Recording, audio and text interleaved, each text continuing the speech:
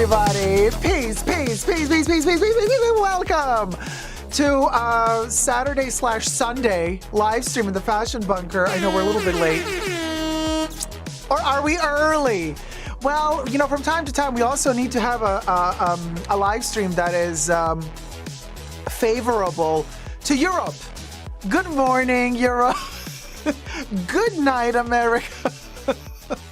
So it's a party either way. Either you're having brunch after you've been out all night in Europe, or you're having a party late night in America. What can I tell you? I got hair everywhere. Yeah. I got hair for this party. How's it going? Cecilia Brown, Denmark, Kate Moore, Kravi, Brenda Romero, Pau ASMR, DMSA 918, Pink Punk, Debbie in the house, Justin, Velasquez, 2011, EU is happy. Europe is happy about the late live, says Kate, or the early live. Yana Clar, how's it going? James Stansfield, Grant Ramirez, Minnie Jeffrey in the house, Kev in the house, Pau ASMR again. I see a pink punk. Oh my God, it's scrolling so fast. DMSA, Merch Helen, and who else is there? Edu Gomez, Corina, Teresa McGuire, Cecilia Brown, Picky Ricky, Castagna 11. Hi, everybody, and welcome. Coco, Kate sometimes. Hi, everybody. Mwah, mwah, mwah, mwah, mwah, mwah, mwah.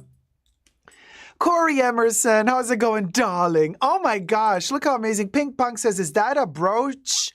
It looks amazing. Oh, thank you. Yes, Actually, thank you for asking. First of all, thumb up the live stream. And second of all, I'll tell you what this is. So I've just turned one of the camellias that Chanel gives you when you buy like in their beauty boutiques. They stick this to the bag, to the shopping bag, like a freebie. So I took it off and I turned it into a brooch. And I showed it earlier, but in other live streams, but thanks for asking. Look, the link is down below, affiliate link for Amazon. They're super cheap, they're like $8 or $9, but I bought these little babies. You get 100 of them. So I'm turning all my shopping bag freebie camellias into brooches with a hot glue gun. So I have a link to these down below, by the way. I love them. These are the best for the Chanel camellias, at least, to turn these into pins and brooches. I got you covered. Hey, Dean DiCaprio, how's it going, sweetie? So, yes, thank you for asking. And the cool thing about it was a freebie. Not these things, but the Chanel Camellia was a freebie. So, we'll go.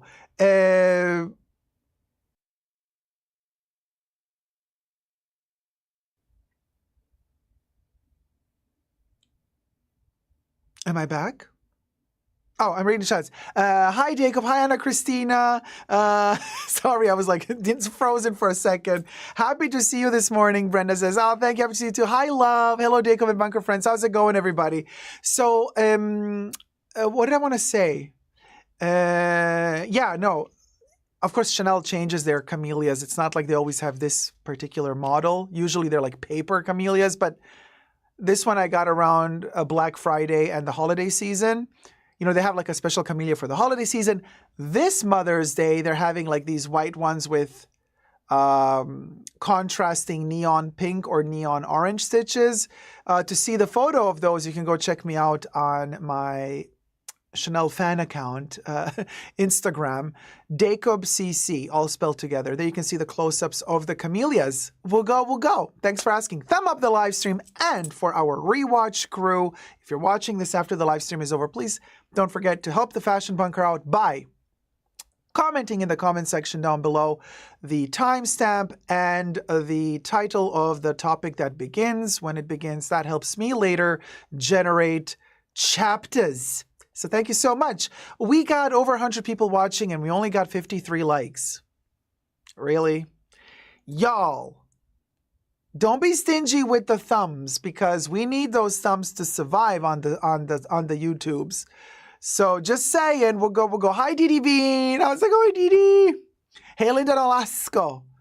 Brilliant idea, Dacob. Thank you, Linda. Listen, Linda, that was a good idea, right? Because, y'all, just to be very clear, what is an affiliate link on Amazon? Like if you click on the link to buy these little gadgets, you don't pay more for them. You pay the same amount you would pay if you didn't click on the link. But Amazon will give me like, I don't know, tiny commish. So if the things are $9, what am I going to get? A couple of cents, maybe? 0.05 cents per sale. So we're not getting rich from this, but I'm showing you this because I'm super thrilled and happy that I finally, I wanted to say found and finally, that I finally found an actual backside to attach to these camellias, because I've been collecting these, Chanel shopping bag camellias for many, many years now. And this was the first time that I finally found the right size with the slight indentation, so that they can actually fit properly on the camellias on the back. So I'm super thrilled. I'm turning all of mine into these pins. So yay. There you go. Yay for that. So how does it look? You look Paul. Bubbles. We're not doing Anna Delvey today, Bubbles. Do not start it today, Bubbles. Bubbles, you're pushing it. You're pushing it, Bubble. Yeah, wagaka. You know what, Dondism? It sounds like Fozzie Bear, waka waka from The Muppet Show. It looks fantastic, says Terry. Thank you, Terry. Thank you so much. Dean says, let's do the like, guys. It's the first thing I do when checking this cutie out. Thank you, Dean. Thank you so much. Brenda says, my sales associate gave me a lot of white ones, and then I can paint them, she said. Brenda, that's actually a wonderful idea. Although I do love a white Chanel Camellia, you know, if they give it to me white. But like if you got a lot of them, yeah, do some tests. Ooh, you could do pastel colors and do like a little bit of you can't do it with paper, you can't do tie-dye, but you could do aquarelle with just like drops of like slightly tinted with color water, and then those droplets spread out on the Camellia. Ooh, you know what? I might try that out. It's actually a great idea.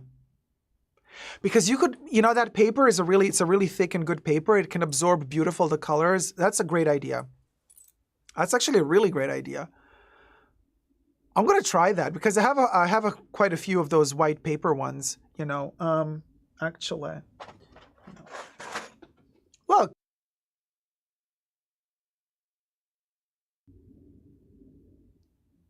Hello, guys. Can you hear me? Here's one. In white. Paper. We're going to have an unboxing. Yes, there's an unboxing coming and the paper Camellia is there as well. So, hey, Jeanette. Hi, Dacob. How's it going? It looks fantastic. My sales associate gave me a lot of white ones and then I can... Oh, on Pink Ray. Thank you so much. Top notes and Pink Ray donated $6. Top notes and vibes. Sparkles. Thank you so much, sweetie. Why is there a question mark? Oh, I think the question mark is there because the emoji cannot be turned into a thing. That's why there's a question mark. Anyway, thank you so much, sweetie. The tip of shade. Hit it, Bubbles.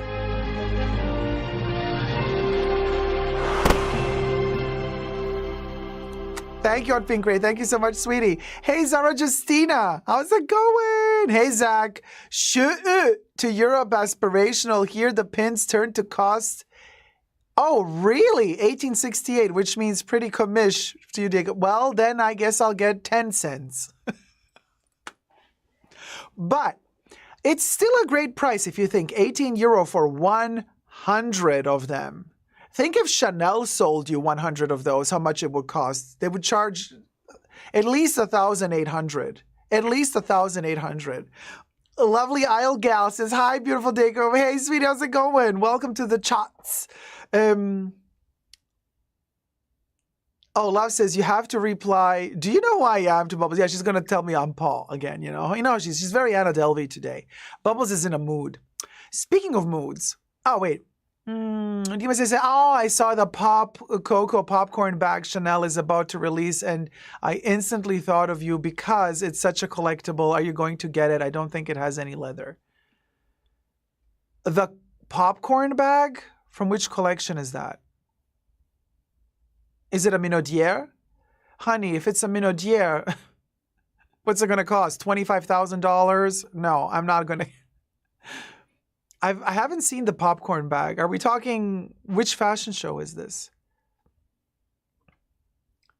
Is it from the Manchester Métier d'Art? I don't remember seeing a popcorn bag there. Maybe I did. No, I don't think I did. Because the next collection that's coming into stores is in May, June? June. It's the Manchester... Métier d'Art. Grant Ramirez, thank you so much, sweetie. Ramirez donated $10.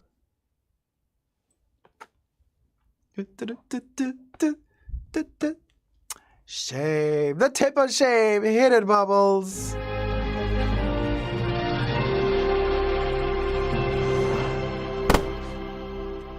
Timing, Bubbles, timing.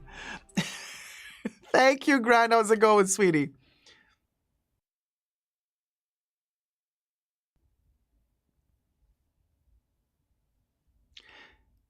So when is it on again? I don't know when it's on again. I'm silent. Nancy, thank you so much, sweetie. $10.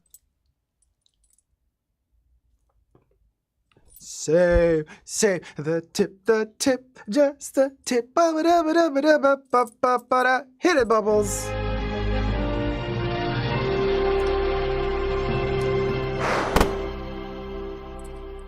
Timing, not the best. We still need better timing. Thank you, Nancy. Thank you so much. And unfortunately, I'm not sure which collection it's from. So sorry. I saw it in a video about upcoming bag releases.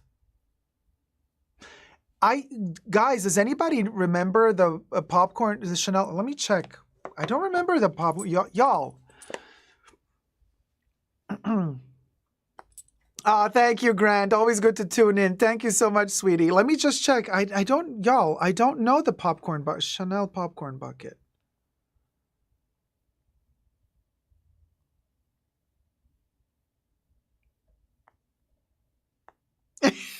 I mean, no, there is no such thing.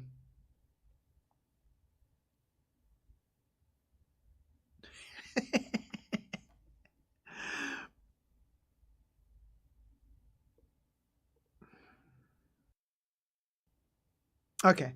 The only when I Google Chanel popcorn bucket, I kid you not, this is the only thing that pops up. It says, "What's poppin'?" This is hilarious. And of course we can't see it properly because of the green screen.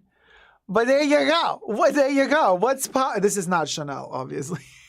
That's all I find if I Google the Chanel popcorn bucket. So we'll go.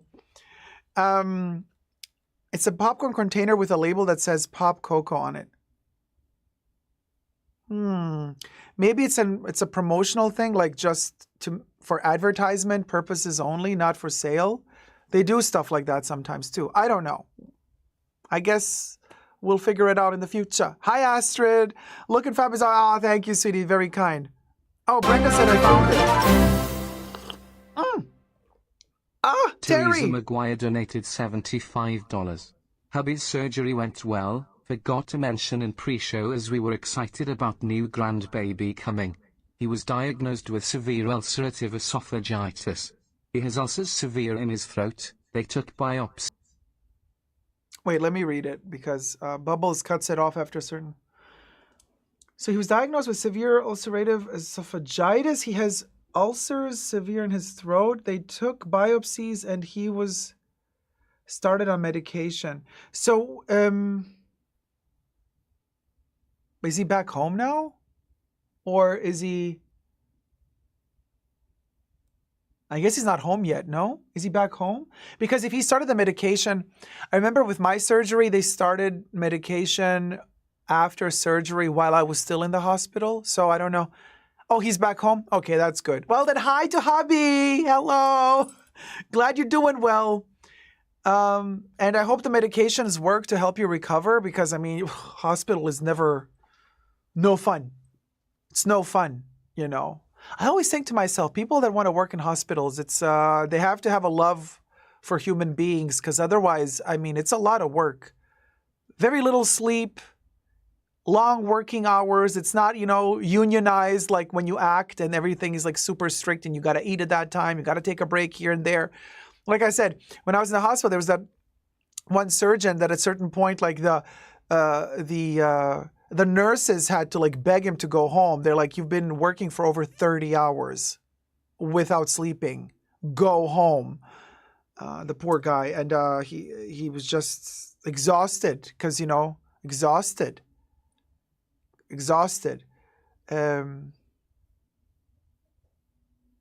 Oh, he said hi and he loves his new Super Dacob shirt he got. Thank you, Terry. Thank you so much. Thank you. Glad he likes the shirt. Oh, and the tip of shit. Terry sent us the tip. Terry sent the tip. Thank you, Terry, for the tip. Let's hit it, Bubbles.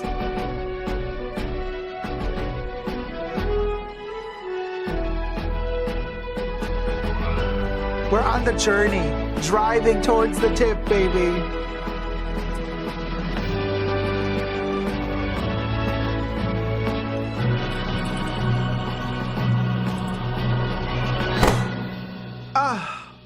Now that was perfect timing. If I do say so myself, thank you very much.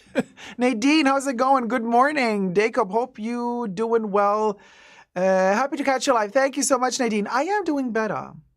Corey, what does Sobs mean? Did somebody hack Corey? Hi, Esberg. Over the cliff we go, Debbie. Acid says, I think Chanel is desperate. I have not shopped there in over 2 years, and now I got a card from them for Mother's Day with a small crafted camellia paper painting with serial number. Wow. Brenda says, we'll send you a screenshot on Insta, Dacob. Astrid, wait, a serial number of a paper painting? Wait, they paint, it's hand painted or is it a print?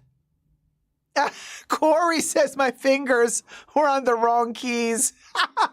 Corey, she typed Swopsa Ibergruwuk Cybred. You go, girl. I was like, well, it's either an aneurysm or she got hacked. No, she's still with us, y'all. She's still with us. We didn't lose Corey. She's there. She's there.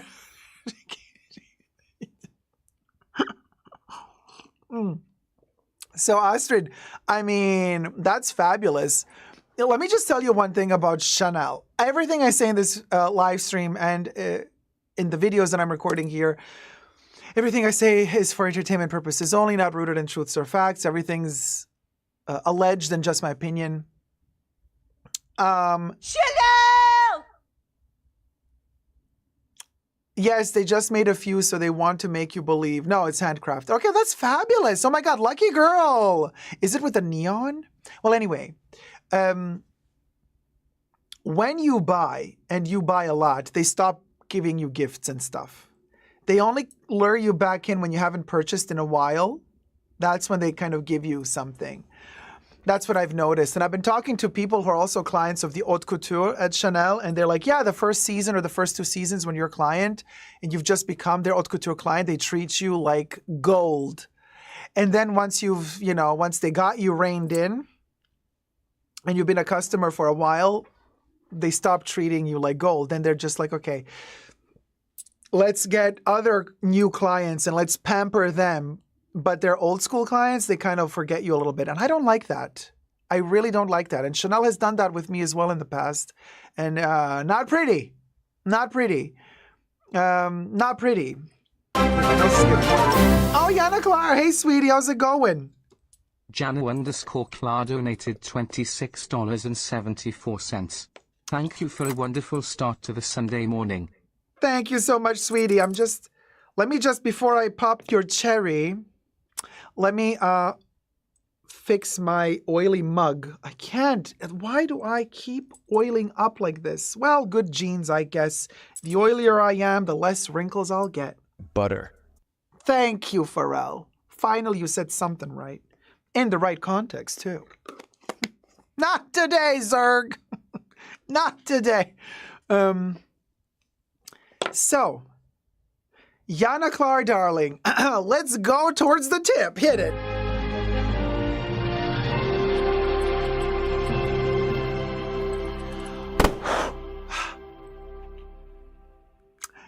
Thank you, sweetie.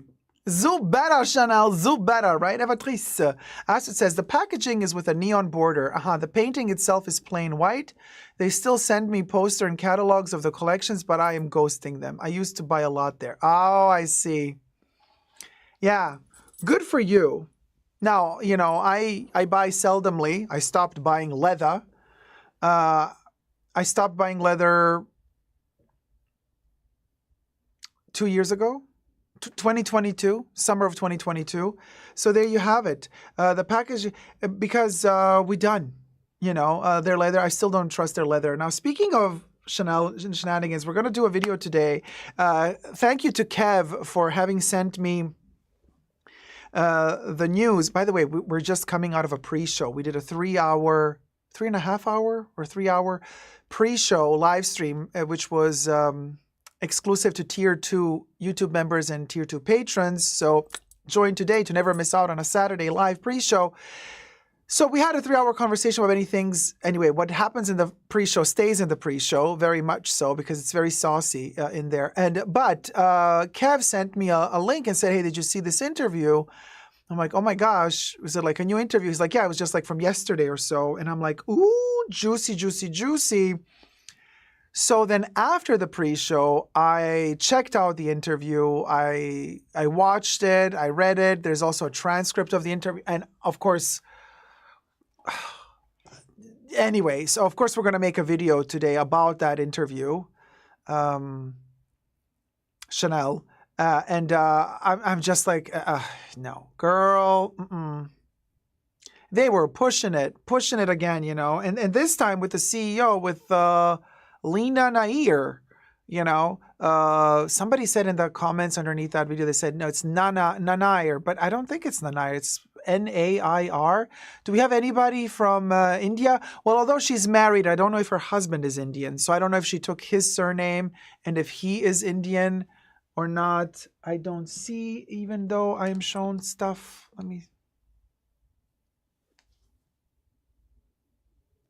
What am I looking at? There's nothing here.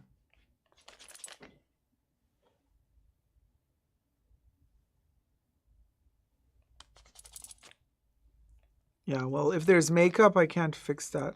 If there's makeup on the t-shirt, my fingers are not water soaps. Tired of these brands playing around and charging you a shitload for bad quality. I just spend my money on Hermes now because I want the quota bags. Victim.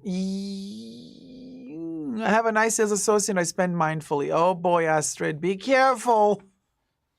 I wouldn't. I placed my wish bag appointment, and if it comes through, it comes through. If it doesn't, it doesn't. I only buy what I like. I'm not playing their game. Absolutely not. No. I bought what I bought, and what I bought, I really love, and I use a lot. You know, my bracelets, giblets, the crop. But I'm not gonna buy their pillows. I'm not gonna buy their blankets. I'm sorry. No, I'm not gonna have a huge H. I'm not gonna play what's his face, the Spare, okay, with his wifey giving interviews on Netflix with an Avalon blanket in the back. Give me a break. No, not gonna happen. Not gonna happen. Not gonna happen. Not gonna happen. What's the other one? You see, my mind completely canceled it out of itself because it's oh, the Iran sandals. You see, I don't like. I loathe them so much that my brain just forgets the name. Astrid says, I already got 2 Kellys, a Constance, and a special order Birkin, so I'm happy. Good for you, sweetie. You're an equestrian, so you love their pieces. I love their equestrian pieces as well. Don't get me wrong. I love their equestrian pieces. In fact, I buy quite a bit of their kind of horse-inspired stuff and their perfumes. Love it. You know, but I'm not going to be pushed into buying porcelain stuff and scarves and twillies that I don't care. You know what I mean? Or belt buckles. And I don't care for that. I really don't. I only buy what I like. Period. Period. Period. In which period did you get 2 Kellys, a Constance, and a special order Birkin? Like within what time frame did you get all that? Because if you know, good, Astrid. No Irans and no plates. Yeah, you hate them too? Good. Yeah, because Cuir d'Ange is amazing. Love it. Oh, 2 years. Okay. Yeah, fair enough. 2 to 3 bags a year. You know. Nadine B, the Picotin, cute. Not for me. I don't find it, strange enough for me, it's not very unisex. It's kind of a very girly bag, even though, you know, for me, it doesn't matter. Do what you want to do. But it's quite a, it's open on the top, and I don't like the open top. So, you know what I'm saying? Butter. So it's not my cup of tea, but hey, whatever rocks your boat. You know, whatever rocks your boat. Cookie, hi Dacob, how's it going? It's past midnight here, but I'm glad I made it to hey sweetie, how's it going? Zach says, so no Avalon blanket over the Karen chair? No, Zach. There will be no Avalon. And don't you dare get an Avalon, Zach. You have a tendency. You have a tendency. Do not go there. Because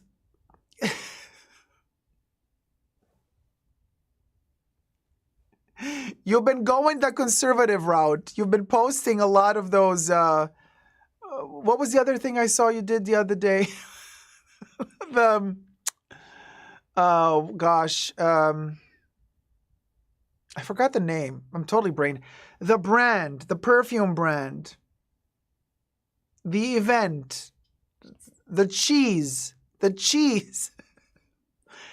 at. Oh my God, really? The cheese at the perfume event. Aesop, yes, there you go.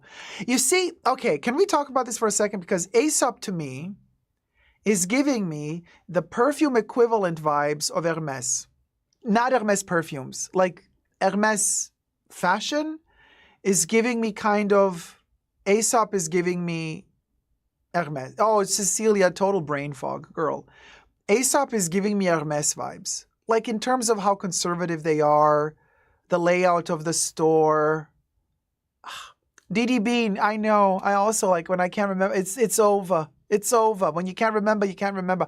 And I had two Twixes before I started the stream. I was like, I need some sugar. So, apparently 2 mini Twix were not enough. Haha. I might need another one. Maybe I need a banana instead. We'll go. Because look, the mini Twix, I still actually, just in case I need one. They are mini, and I'm telling you, when I say mini, I mean mini. You see, they're called mini. I'm not like eating the huge one and saying it's mini because I'm doing girl math with calories. No, it's really a mini. Principessa says it's pronounced es. What do you want? Like, oh my God, when people come in and do this. It's how is it pronounced? Aesop. Aesop. That's what I said. Oh, you want me to say Aesop? No, I'm not gonna. No. They can go back to their country where they came from. If they want it pronounced Aesop, they can go back to their country where... Not in my bunker. Not in this bunker. Well, fine. Another penal colony situation. They're from Australia. Of course they're from us. Of course they would be from Australia. From where else would somebody who calls themselves Aesop be from? I know Aesop's fables. Of course I know them. One of Aesop's fables is depicted on the Vivienne Westwood bag, the Yasmin bag, with the fisherman and the little fish. That's one of Aesop's fables. I'm not stupid, you guys. Give me a break. But the penal colonies. Woof. Oh, hi, Saya. How's it going? Frozen luxury in the house. Yes, I know. 2:30 a.m. for you. Yeah, I know. Yes, Hermes did just release an oud, and it was really funny to see Erica's Girly World rave about. I mean, she never talks about perfumes, which was kind of funny to see her reviewing a perfume. Bless her heart, she's so cute. And yeah, not for me. No, not for me. Not for me. Oh, Corey, you were asking if it was named after Aesop's. Who knows, Corey? It's Australia. Everything's upside down there. For all we know, who knows? You never know. I'm always shocked. It's every day there's something happening down under. And I get the news. And then I go, oh. Let's put it this way. Let's turn it the other way around. So I get a lot of intel. People send me stuff. By the way, thank you so much for sending me the intel. You know who you is, Jose. And usually when I get some really weird story in, before I even know where the shit went down, I go to myself, this is a weird story. Wanna bet it happened in Australia?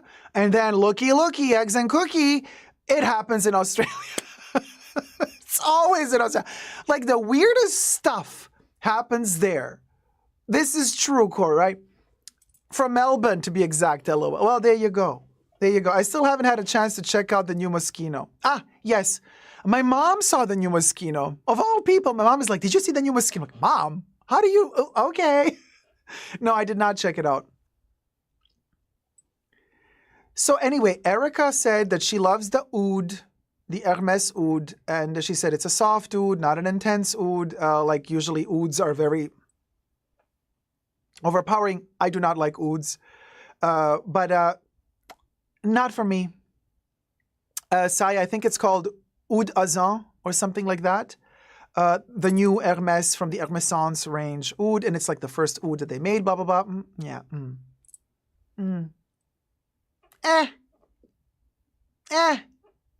You know what I mean? Yeah.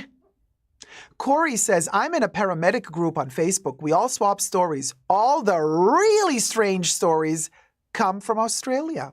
I'm telling you. I'm not saying this because I'm this bitch who has something against Australia. I don't. I love Australia. One of my best friends is in Australia. Hi, Jessie Style, by the way.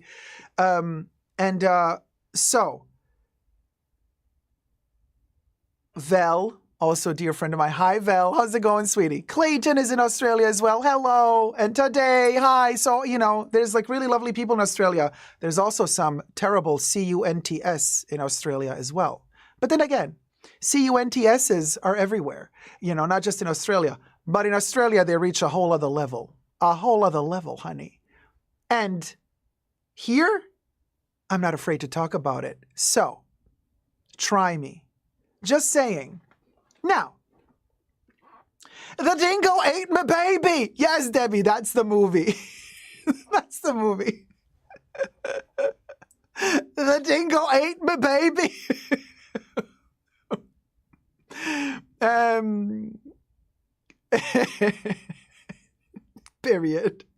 Period. Everything oud, no thank. Right, Cecilia? I'm the same. The dingo ate my baby. I want to say it with an Australian accent. It's impossible to do. Mate. The dango ate my baby. Wait, was that Australian or was that British? I don't know. I'm giving. What am I giving? Hey, Lahota, who's the dingo? Oh, honey, the dingo, if you only knew. The dingo was a gringo, had a big fat... Right, Frozen Lager? Let's put another shrimp on the baby. Okay, Lovely says, it was mostly Australian. The dingo, I my baby.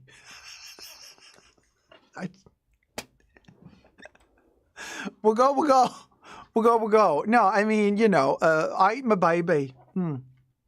So yeah, Lindy or Lady Chamberlain, Lindy. It was a true story, says Karina. Yes, and it was mostly Australian. Jerusha enters the chat. Cha, Jerusha. Oh my gosh. Yes. I love how she has to repeat in every video 50 times that she's the OG that started it all 15 years ago. God, but I do love Jerusha. Don't get me wrong. She has some shady moments, but she is a one of a kind. And she is you can say whatever you want. She is the OG. She's one of the first ones who started on YouTube doing luxury, unboxings, what fits in my bag. And now we say like, oh, what fits in my bag, super boring, who cares? But back in the day, that was new because it was a brand new format. And, 15 years ago, it was something that hasn't been seen before. And it had its moment in the sun. It was fun, And then, of course, you grow out of it. The format evolves and social media evolves and certain things become a little bit obsolete and not so, interesting to see anymore. Although there are still some people from that generation that still love to watch what fits in my bag videos. And, she was one of the first ones to start all that, Kudos to her. A lot of fun. Every time I try to do an Australian or UK accent, I literally start screaming with my Mexican. Of course, why do I want to call you Julio Iglesias? Because because it's Louis, but he calls himself La Jota, so it's like Ha Louis Juli. You see, Jota Julio Louis Julio Iglesias. There you go. Saya, I mean, honestly, I know we're trying to push this Nikki Sky. I really could not care less about that human being. I never heard of her before. Never until this whole thing started with Jerusha calling her out for selling her stuff with logos. Let a hoe sell her stuff with logos. You know what I mean? Who cares? Like literally. And then I'm like, oh my God, everybody's writing like, did you see the Nikki Sky? I'm like, who is this person? Never heard of her in my life. So I check out what Jerusha says. I look at it and then like she blends in this Nikki Sky and I'm like,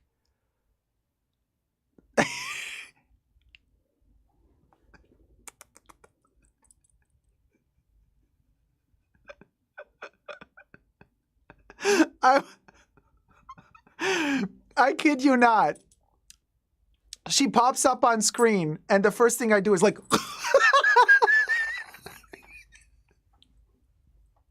you know, I got a little scared and then I'm like, oh, okay. Anyway, you know, maybe it's for the best. You understand. You understand. Maybe it's for the best that she sold certain luxury products. You understand. You understand.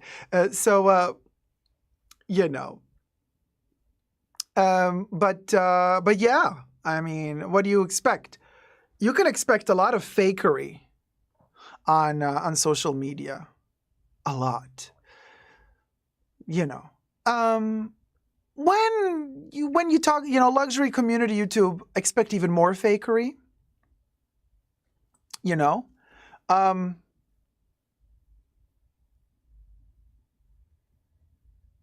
And the only really authentic luxury YouTuber for me in Australia is Jessie. And you best believe she keeps it really real, very honest, very humble. And quite frankly, I don't like how she's being snobbed by other people from Australia that do these videos. I don't like it one bit. And that's including you, Jerusha. I mean, I've watched your video. You did say you were talking to these other people about asking for tips about Hermes and what bags to get and to buy. I saw you unbox the green Birkin. Yeah. You didn't mention Jessie at all in your video? No shout out to the one person that actually has a clue about what she's talking about? That would be Jessie. If there was a person that you were to mention in your video when you're talking about asking for tips about which Birkin to buy, yes or no, that one person is Jessie Style. And you snubbed her. Instead, you mention a baboon. Seriously? No. You see, that's where I draw the line in the sand. That's where I call fakery. Oh, yes. Oh, yes. And don't make me spill receipts because we got them. I'm just going to leave it at that. Period. Nancy says, Jessie Style is the only Australian person I watch. Coco Kate sometimes says, Nancy, me too. Shout out to Jessie Style. Go subscribe to her channel. She is the real deal. Period. T. Now. Period. Oh, people love to use her. Oh, they love to ask her questions, to ask tips, to ask opinions, to ask for her help. Jessie always is there, always replies, unlike other people who write DMs and then you reply to their question and then they never even open your response to them and never answer back to you. Looking at you, down under people. Jessie always responds, always helps out whenever she can. She's an angel. And people profit off of that. They take her help and her kindness for granted. And they never fucking, they never give her credit. This is really irking me to the point where I'm speaking out about this, you see. Keep pushing it and we're going to throw receipts. So, Don't start it. Give her the credit she deserves. She's amazing. And she's great. And her videos are amazing. And the amount of knowledge that she has on Hermes, not even Melon Melbourne has that knowledge. I'm sorry. Melon Melbourne has the money to buy that shit, but she doesn't really have the knowledge to talk about it like Jessie does. Period. Cheers. Here's to your hubby, Mel and Melbourne. Okay. You want me to give you a reason to hate me? I will. Gladly so, because you already hate me. But why don't I just give you more reasons to, certain people? Please give me a break. I can't. So anyway, since I do not fear repercussions of losing sponsors, because I don't accept sponsorships, unlike other people do, so they have to keep it politically friendly. We don't. But thanks to you guys who send tips, I can be sponsor-free. So thank you so much for supporting the Fashion Bunker. And also, thanks to the fact that we can keep it sponsor-free here, thanks to your tips and donations and memberships and patronage, we can also spill the tea freely. There you go. Period. Oh, please, give me a break. I've been threatened to be unalived, this and that, and they call me a fag and this.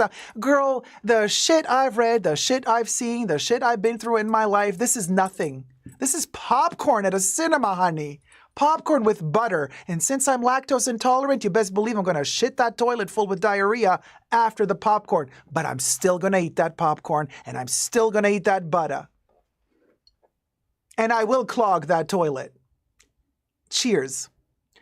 Don't push me. I will go ballistic. And when I go ballistic, that's it. We're done. Corey, I know. Shocker. Shocker. Cheers, sweetie. Nancy says, with big money, I always wonder how ethically the money arrived in the home. That too, honey. We've been all asking ourselves the same questions. Exactly, Frozen Luxury. The Pahinal Kahalani. Pahauka players. Never heard of Jessie's. Point Cat. Go subscribe to her immediately. She's amazing. Jessie Style, baby, but I will check some of her videos. What the name of the other one that ahumed her? Ahumed her? Dalink. Corey. Thanks, Dacob. Just eating my breakfast, barfing and enjoying. You're welcome, sweetie. Debbie says, getting you a designer plunger for your birthday. Thank you, Debbie. You understand. Oh, Jessie is extremely authentic, super honest. She will talk to you about the fact that, you know what? Is she awake now? What's the time in Australia? Who's down under right now? Who's down under? Who's down under? What's the time in Australia? Hold on, I have no freaking clue. Let me see. What's the time?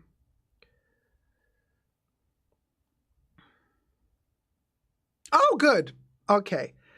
Right. It's 5 p.m. there.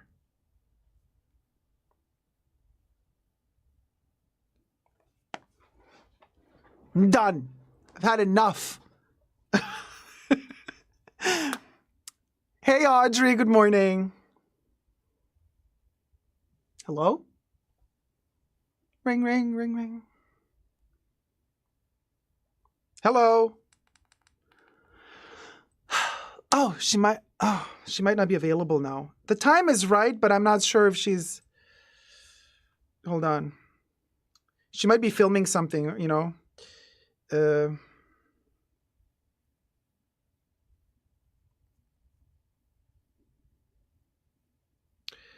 Okay. I wrote her. Let's see. She might be working. So anyway, Dacob time in Australia depends on what states. Yes, no, I checked. It's 5:30. 5:43 p.m. Right. I am Jess. I know. I love that too, Ryan. Hi, Ryan, by the way. No, Saya. Wait, but was the call planned, or did she just like... Did Winnie just say, oh, let me, we'll go. Let me just call.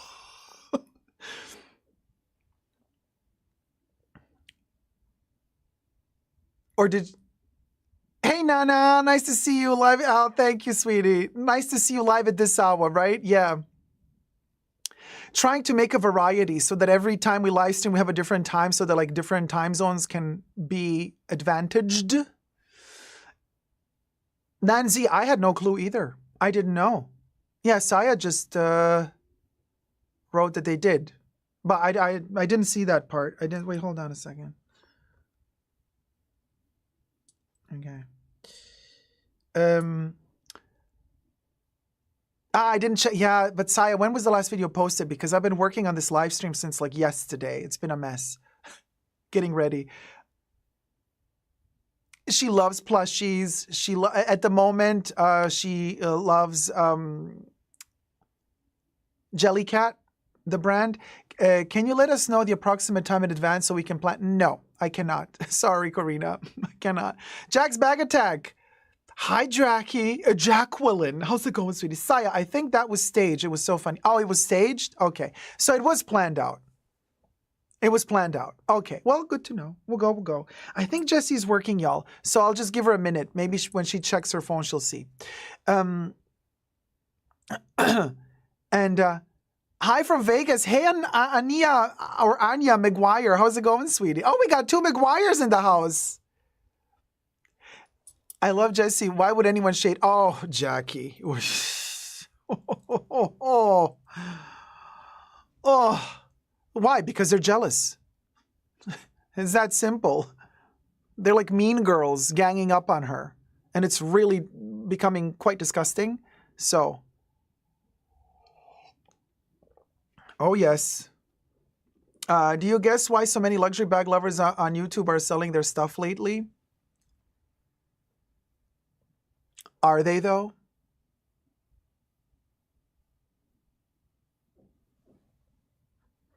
You mean the ones that do, like, live streams where they sell their stuff?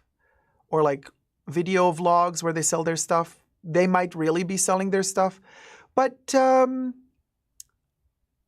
yeah, Louis, they might be broke. No. Esberg. No, Jesse's not one of my mods. No.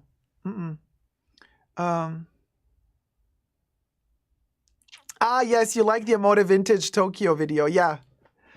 Good one. Jessie has the best vlogs. I watch all her videos, but I did notice nobody talks about her.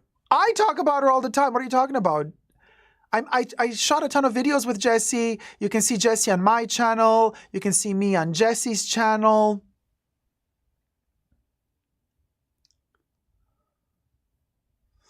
We spent a lot of time together when I was in Melbourne for the premiere of my movie, Art Lovers Unite, with Vivienne Westwood. We had pajama parties. Jessie slept over several times. You know. Well, Nadine, Sophie Shohed, girl. But anyway, Maria Dragonova selling... It's not like Maria has this ginormous mansion. She's been doing the buying stuff for years. At a certain point, the house is full. You know, it's not an endless pit of cluster. So at a certain point, her channel is about unboxing new Chanel stuff and buying new things, and she has to kind of make room. I think in Maria's case, it's more about like, let me make room because my channel is all about buying more and I get views when I buy more. So I think in her case, it has a lot to do with making room to keep on doing what she's already doing. I think Maria is not in a process of saying, oh, the big awakening, I'm not going to consume anymore. I think Maria is allegedly still loves buying Chanel and consuming, and so she's just making room. That makes sense to me. But some YouTubers, they're more like either in a economical pickle and they want to sell to just pay the bills. But others are, like you said, guys, are following the trend of like, oh yeah, let's like sell off stuff because like everybody's like talking about being like, we're waking up and we're like consuming less and less. Okay, we'll go. And then there are some who lie about it because it's a trend and they say they're selling it, but they're not really selling it. And then you're going to catch them in the little fib when you see the stuff that they sold a year later in a photo. Either the photo is a year old or they didn't really sell it. So there you have it. Now, you know. But Jessie has been on the forefront for this as well. Jessie becomes obsessed with a certain like brand. She's a collector at heart, and then she buys everything obsessively of that brand. And when she's done with the collection, she's like, okay, collection full. let me start a new passion. And then she just sells the entire collection and moves on to the new thing. You know, she had a ginormous Louis Vuitton collection. She sold everything. Then she had a ginormous Chanel collection, sold everything. Now she moved to Hermes. Hermes is at the top of, like, there's nothing higher than that when it comes to leather. So it's a little bit more difficult to say, let me stop with Hermes and like, let me start something. What are you going to start? Like, what else is there? There's like, after Hermes, if you're in the bag game of bags and luxury bags, after Hermes, there's nothing left. You know, so, but it's so fascinating to see because Jessie kept also all her videos online. In all of these years that she's been doing videos, and you can see her go through the different phases of collecting certain brands and then moving on to the next one. Very fascinating. And she's also very honest about it. There's no secrets there. She's not like saying like, oh, I'm doing this and not. She's like, hey guys, I'm over this now, selling it, moving on to the next thing. You know, she's very straightforward, very honest. I know, Louis. I know you like Maria. I like her too. She's a cutie. And Nadine says, yes, so true. Nana says, I love Jessie. I found out about her through you and love her channel. She's so sweet. There you go. She's adorable. All the people saying that they have seen the light and that designer products are just a waste of life and they are selling it. Oh, please. We've seen, what's her name? Alex from HRH collection. HRH? DH Gate collection. HRH collection. She's been, what did she do? 2 years ago? She already said designer bags are out. You see, the people that are following this trend of saying like designer bags are just a waste of life and they are selling it all, to me, the fakery, it just shows you lack of integrity of the people who bought those products. Because if you're that shallow, if you're such a victim to the trend, and now you're saying that you've been a victim all along to the trend, so you're a victim, so you have no sense of character. If you're admitting that you are now selling off the stuff because you've seen the light and designer goods are a waste of life, and I'm like, okay, so you have no integrity. So you have no character. You have no sense of style whatsoever. So why the hell should I follow your channel? Watch what you gotta say if you are like a stick in the wind, honey. You blow as the wind direction changes. I don't want to follow a person like that. I don't want to watch their videos. They have absolutely no integrity for me. You see what I'm saying here? It's one thing if you make a video and you say, you know what, I'm bored of this stuff. I don't want my bags anymore. I'm just selling them. Done, moving on. I'm like, oh, how flamboyant. Yes, Quinn, more power to you. But trying to sell it to me like a moral awakening, I'm like, girl, yeah. Go preach to the diarrhea you just left in your bathtub because you missed the toilet. Go preach there. Not to me, because your verbal diarrhea ain't got no place here. I'm not your bathtub. I'm not your toilet. You cannot shit on me. Period. We'll go. Exactly, Cecilia Brown. A lot of BS. Exactly. I'm keeping it real here. Give me a break, y'all. Clearwater Credit says, Amelia Liana is the same, talking about how some things are classics and a year later she's getting rid of it all. Please. I can never stand it when people do that. I mean, listen, I have my issues as well. Tendency being slightly a hoarder. I don't throw away anything. Fashion, luxury related. Of course, I throw away garbage. But like, I buy something from Chanel, I keep the packaging. You know what I mean? I buy something from Walmart. Of course, I'm going to throw away the packaging. I will throw away the Walmart bag. But I'm not going to throw away the Chanel bag. So I'm just saying, but I'm the type of person, I really make a decision. When I love something, I buy it, I keep it, I own it. It's forever. Well, forever, as long as I don't kick the bucket. It's in my collection. But once I really, really love a piece, I love it forever. Otherwise, I don't buy it. I take my time. Oh, Louis says, I have to be in the mood to watch her, though. Well, yeah, I like it with everything in life. Obviously, we can't always all be in the mood to watch me either. I'm also a tough cookie to swallow. Get your minds out of the gutter. But,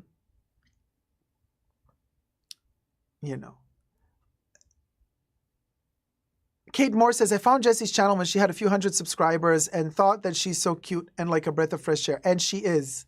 Oh, well, good morning, Mahora. How's it going, sweetie?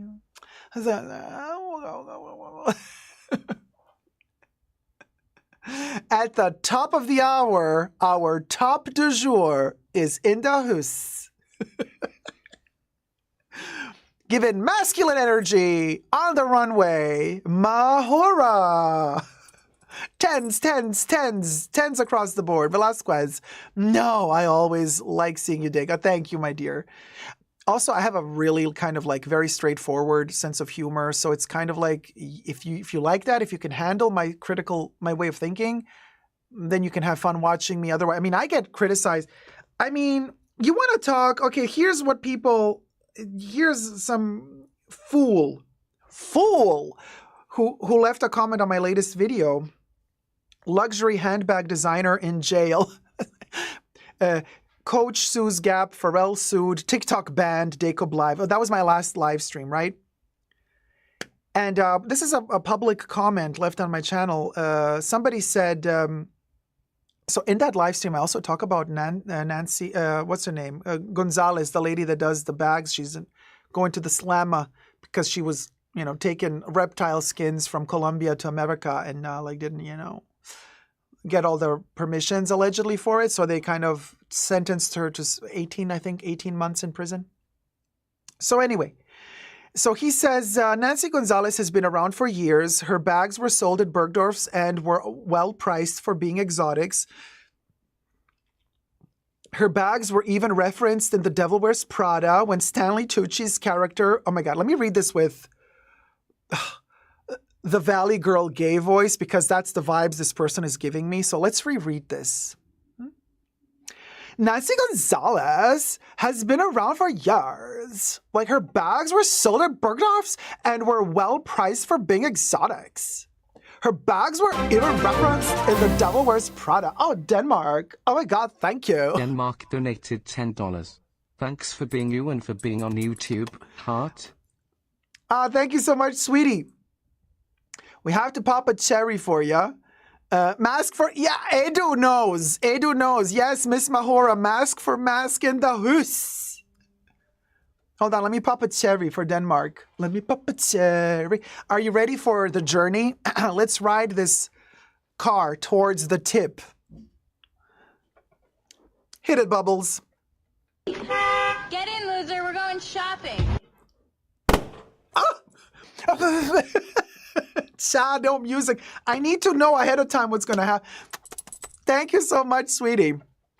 So anyway, thank you. Thank you, darling. There you go. Edu and Mahora, 2 masks, 1 cup. So Nancy Gonzalez has been around for years. Her bags were sold at Bergdorf's and were well priced for being exotics.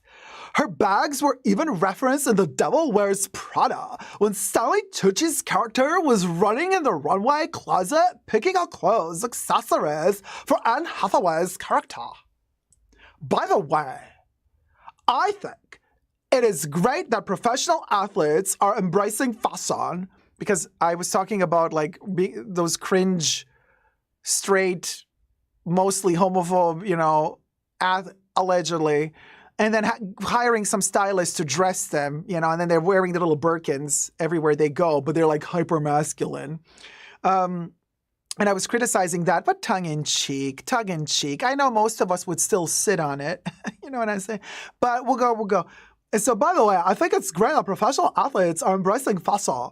It helps other men to become less afraid to express themselves in less traditional ways. It should be celebrated and not criticized. This reminds me of when you went on and on about Pharrell and his Vivienne Westwood hat. Pharrell is obviously a fashion fanatic. He has collaborated with Chanel, Comme des Garçons, etc. It was the media that made such a big deal about his hat, not him. He was not trying to act like he discovered Vivienne Westwood. Was Pharrell's wearing of the brand somehow tarnishing the brand? All of the gatekeeping was very disappointing and tiresome. Butter. All right. Now, I understand from your comment that if we're lucky, we're dealing with a single-digit IQ creature. But let me still try to respond. Now, I did respond in the comments and I said, bless your heart.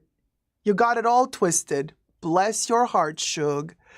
But here we'll go. So first of all, most of the shit referenced in The Devil Wears Prada, including the movie The Devil Wears Prada, is not to be used in reference to anything style related. Not on my watch. Is not to be referenced with anything worthy of quality. That movie is trash. And I know the gay community is appalled, and people are going to tell you, oh my God, I watch The Devil Wears Prada on a weekly basis. It is a terrible movie. Period. It really is. Meryl Streep's acting is also bad in that movie. You know, it's relatively easy to act the bitch. Meryl Streep shines in other movies. She's incredible in other movies. She delivers depth in other movies. This movie was just parody. It was a badly shot parody, badly written parody, and easy to remember. So this is also why the gay community, because we're fruit flies, you know. We're on dating apps, okay? We go on 5 dates a day, okay? We don't even remember who we slept with the week after. That's how fruit fly-ish the gay world is. So for a gay man of this stature to have some sort of memory of a quote from a movie like The Devil Wears Prada means literally that the movie The Devil Wears Prada has the most basic writing, the most minimal level of any form of intelligence. And that's why you can remember the quotes of The Devil Wears Prada. So please don't get me started. Edu says, thank you to talk. I have this movie. Oh, you hate this movie too. So, period. Exactly, Saya. It's not beaches. Don't touch beaches. Bette Midler is amazing in beaches. Do not cover. Did you ever know that you're my hero? So don't touch beaches. Okay, anyway, where was we? We was here. And then, and another thing. Okay. So, the fact that they wore her bags in The Devil Wears Prada means nothing to me. Okay? Period. Now, and Stanley Tucci picking shit up from a closet, you're referencing Stanley Tucci as an example of style and good taste? I see the single digit is going into half digits. Now, and then we're going into these athletes. You think this is amazing for men? I think it's terrible. Because first of all, these sportive guys who are, you know, have stylists that are paid to dress them up to make them look, I don't know, more unattainable, more sophisticated. Like, look at me wearing a bag you cannot have. I don't think that this pushes men to feel more self-confident about themselves. If anything, this pushes men to feel less confident about themselves because most men out there cannot not only not afford a Birkin bag, but cannot even afford to understand how the stupid journey game that Hermès plays is, what it even means. Imagine that man that sees their icon soccer player, football player, wearing a Birkin, and then they find out from the captions underneath or from the comment section underneath that post on Instagram what the hell the name of that bag is, and they say, well, he's heterosexual. He kicks balls every day for a living. He's in the NFL. He earns a lot of money. So that's so awesome. I want to emulate him. You know, he's my icon. So what's the name of that bag? And then these poor souls, you know, heterosexual men, find in the comment section the name of the bag, that it's a Birkin Hermès. So they, poor guys, bless their hearts, they end up going to Hermès, asking, completely lost, asking the sales associate, hey, you got a Birkin? And the sales associate, oh my God, what are you asking? Well, how dare you? Go on a journey, geet, go on a journey, bitch. And he's like, what's a journey? So, you know what I mean? Like, and then this person is going to feel completely defeated. This heterosexual guy with no money is going to come home feeling terrible. Not only can he not afford a Birkin, he can't afford the journey either. So how, please, Mr. Whatamajig, do you think that it's going to make men feel better about themselves? If anything, it's going to make them feel worse about themselves. And another thing, Pharrell Williams, you got it all twisted. So first of all, if you know my videos about Pharrell Williams wearing the Vivienne Westwood hat, as you call it. That hat has a name. It's called the Mountain Hat. But I wouldn't expect you to remember that. But you've been watching me since at least 9 years, darling. 9 years at least. So you've been spending, you guys, my chat, listen to this is a hate watcher. This is an obsessive, crazy person who has been watching my channel for 9 years at least. If he knows my stories of Pharrell Williams wearing the mountain hat. So he's been hating 2016. Debbie. He's been watching me since 2016. Thank you, Debbie. Debbie is on point. So you've been hate watching me for 8 years at least. This tells us a lot about how sick you are. If I've appalled you 8 years ago, why the hell did you keep watching me for 8 consecutive years? And now you're coming back to tell me, the Pharrell Williams situation. Let me tell you something, honey boo boo cha. You mentioned in your comment, that hat that he wore, he's a fanatic of fashion. What do you know? You don't know the person. So shut up. First of all. Second of all, it wasn't one hat. He wore the mountain hat for half a year, at least up to an entire year, all the different colorways. It wasn't a one moment, let me step out on the red carpet and wear this hat that my stylist gave me. He kept buying them and getting them and getting them and getting them. So this was not a one moment thing. This was premeditated. And it did not hurt the brand. Let me tell you something. It did hurt the brand quite a lot, actually, because most of the clients from Vivienne Westwood did not want to be associated with him. Okay? Not at all. First of all. Second of all, people were coming into the store, into the Vivienne Westwood boutiques, looking at the mountain hat and saying, why is Vivienne Westwood now copying Pharrell? Coco Kate sometimes, thank you so much. Coco Kate sometimes donated $20. XOXO Super D. May I join the CC fun on Insta? I've sent you request. Thanks, love the live stream. Hold on. My dear, your wish is my command. You have been accepted. My Coco CC account is a private account. That's why. We'll go. So, people were entering saying, she has lost all credibility. Look at her copying Pharrell Williams. And everybody's like, the mountain hat is literally from 1982, the fall-winter 1982 collection. Tip. Coco Kate sometimes. Let's drive towards the tip, honey. Chanel! Hit it, Bubbles. Chanel! Giving Cruella de Vil end scene of 101 Dalmatians, the cartoon, not the movie, although we love Glenn Close. You know when she goes crazy? Thank you, sweetie. Thank you, Coco Kate, sometimes.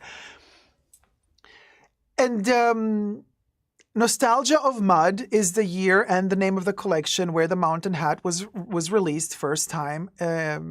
Vivienne Westwood with Malcolm McLaren. They were together back then. So there you go, education. And yes, for quite some time, it was hard to get these mountain hats. I mean, let's just put it this way. The regular clients would be buying less because they did not like where that was heading, the whole image of it. It's not like Vivienne could prevent him, he was buying them. So what are you going to do? You always find a way to buy the hat.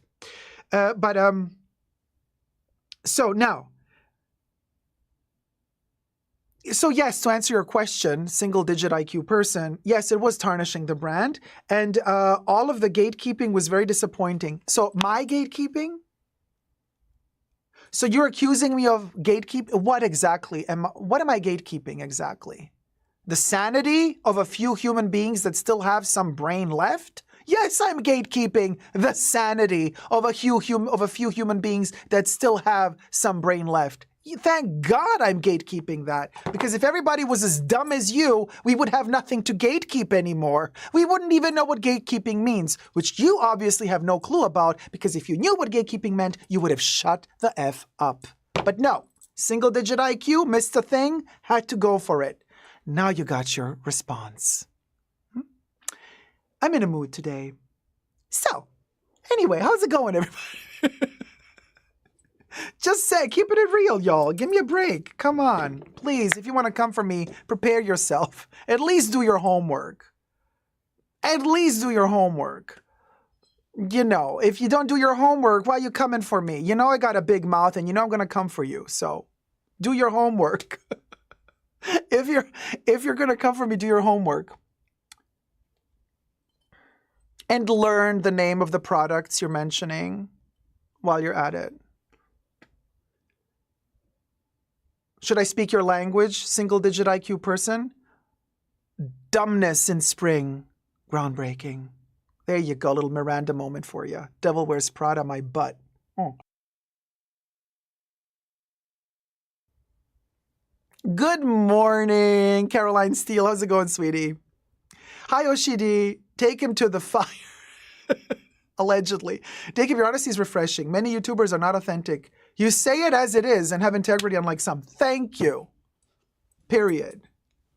You ate her up, says Mahora. Poor thing. Yes, well, even more particularly disappointing when it comes from a fellow, gay person, which I assume this person is because they know they're Devil Wears Prada and talking about athletes. Please. Hi, Robbie. Hi, Dacob, it's late. Bubbles yelling Chanel scared my cat while he was having his licky treat. Well, it's a cat. They'll get over it. You know how cats are. They like to act up. They're drama queens. That's why we love cats. Hey, Miss Jean. Aw, thank you. I love watching you, Dacob. Thank you, Miss Jean. Thank you. Very kind of you. Thank you. Yes, Oshidi, she already had herses in the fire. Oh, man. Oh, Kari, you missed the pre-show. Oh, it was Jose. Gloria Latinos, I'm awake. Peels the napkin off her face. Hola, Dacob. Hola, Gloria.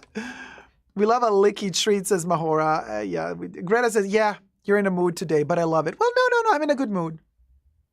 I'm in a good mood. Please. I'm always in a good mood. I wouldn't live stream if I was in a bad mood. If I was in a bad mood, I would cancel the live stream. Did we talk about the FTC blocking the tapestry sale? We talked about it last live stream, but it was announced that it might happen. Saya, do you have confirmation that it actually happened? They actually did block it? Well, what do you know?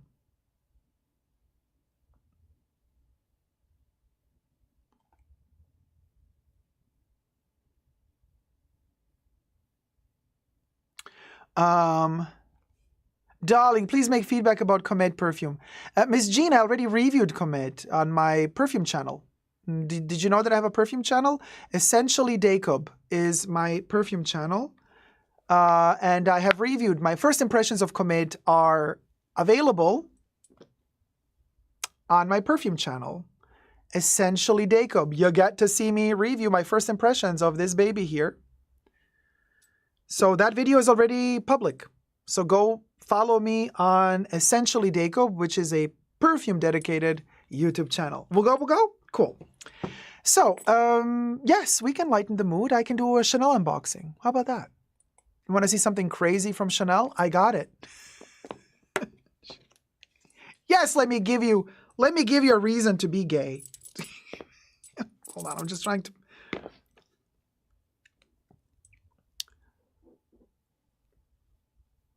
Thank you, Miss Jean. Yes, follow me there. And an updated review is also coming of Comet, because I just did the first impressions. Okay, let's film this. Oh, get ready for something ugly, but in a good way. Okay.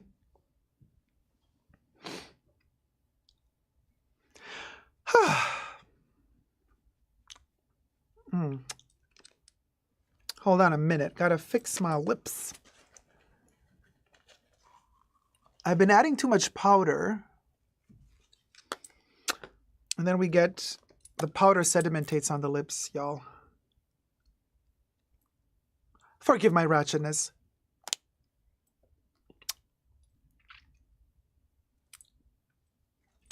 Oh, titillating. How titillating. Hold on. Okay. Baby wipes, done.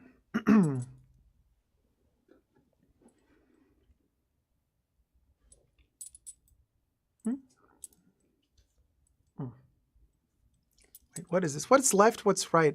Oh my gosh. Okay. Hi everybody, Dacob here. Welcome back to the Fashion Bunker. We got ourselves an unboxing today. Super happy. Now, I waited 7 months for this. It was so annoying. And then I travel a lot, and then I missed the opportunity in one country, got it in another country. Anyway, hi. We're going to do an unboxing, but super happy I got it. It's ugly. Very ugly, but in the best way possible. I want to say borderline John Waters ugly. IYK. It takes a lot of good taste to have really bad taste. Something like that. I'm paraphrasing John Waters. Anyway, subscribe to my channel if you haven't already. Push the join button next to the subscription button. Become a member today. Get access to extra perks. You can also join me on Patreon. Super Dacob all spelled together there as well for extra perks. This video is being filmed live in front of a live virtual audience. I live stream several times a week, so come join the fun. Come join the chats. Hello, everybody. Hello. Everything I say in this video is for entertainment purposes only, not rooted in truths or facts. Everything's alleged and just my opinion. This is one of those pieces that for some reason, I don't know why the production was limited and not going through really, because it did make it in several colorways. And, you know, and every time I would look on their website, or if I would go to the fashion boutiques or the beauty boutiques, it's like, no, we don't have it. We didn't order it. Most beauty boutiques would tell me straight out, right, like, we did not order it at all. It's not going to come at all. I'm like, really? It's on the runway. It's a runway piece from spring, summer 2024. Why didn't you order it? It's like one of the best pieces. They're like, well, because several sales associates told me, yeah, because we actually thought that our clients would not like this. I'm like, oh, is it that ugly? I was like, well, okay, too ugly to be ordered, huh? And now I want it even more. It's a challenge. It's a challenging piece. Now, since I'm a huge collector of pieces like this, I'm like, this is right down my alley, honey. Yes, this type of tacky, right down my alley. So I got it. Now, here's the twist, right? Finally found one boutique that ordered them, but here's the but. They're like, yes, we have the other colorways, not this one. I'm like, yeah, quelle surprise. And they're like, but we did order them and they will arrive. They've just been delayed in production. Like, delayed in production? What's wrong with them? Something must be wrong. If something is delayed, there's an issue. Either raw materials or the shape is not working or something is breaking. You know what I mean? But I'm like, okay, well, could you be so kind to let me know when they arrive because I really want a pair. They're like, really? I'm like, what do you mean? If you order them, here's somebody wants to buy them. They were surprised because apparently nobody likes these. But weirdly enough, they're sold out everywhere. So I'm like, so people do like them if they're sold out everywhere. So why are they not like, they're either loved by everyone and sold out everywhere, or the shops thought that they're going to be too ugly, so they didn't order them, but people love them, and hence the scarcity. I don't understand what's going on. Anyway, they said, yeah, sure, we'll contact you when they arrive. I'm like, okay, cool, great. They arrived, finally, almost a month later, and they're like, yeah, we got them in. I'm like, oh, yay. So I go in, I see them, I fangirl out totally, and then I go, okay, now the time of truth has arrived. I have to try them on. Mind you, when I tried them on, I had my hair up in a bun, so they look really different than when the hair is down. But they ugly in a good way, though. So let's unbox this. Let's unbox this baby together. We got a paper camellia, you know, not the bougie, fancy camellia that they do give sometimes, which would be the textile camellia. But we got this one. We'll go. It's okay. You understand. So anyway. Okay, this one's stuck, hon.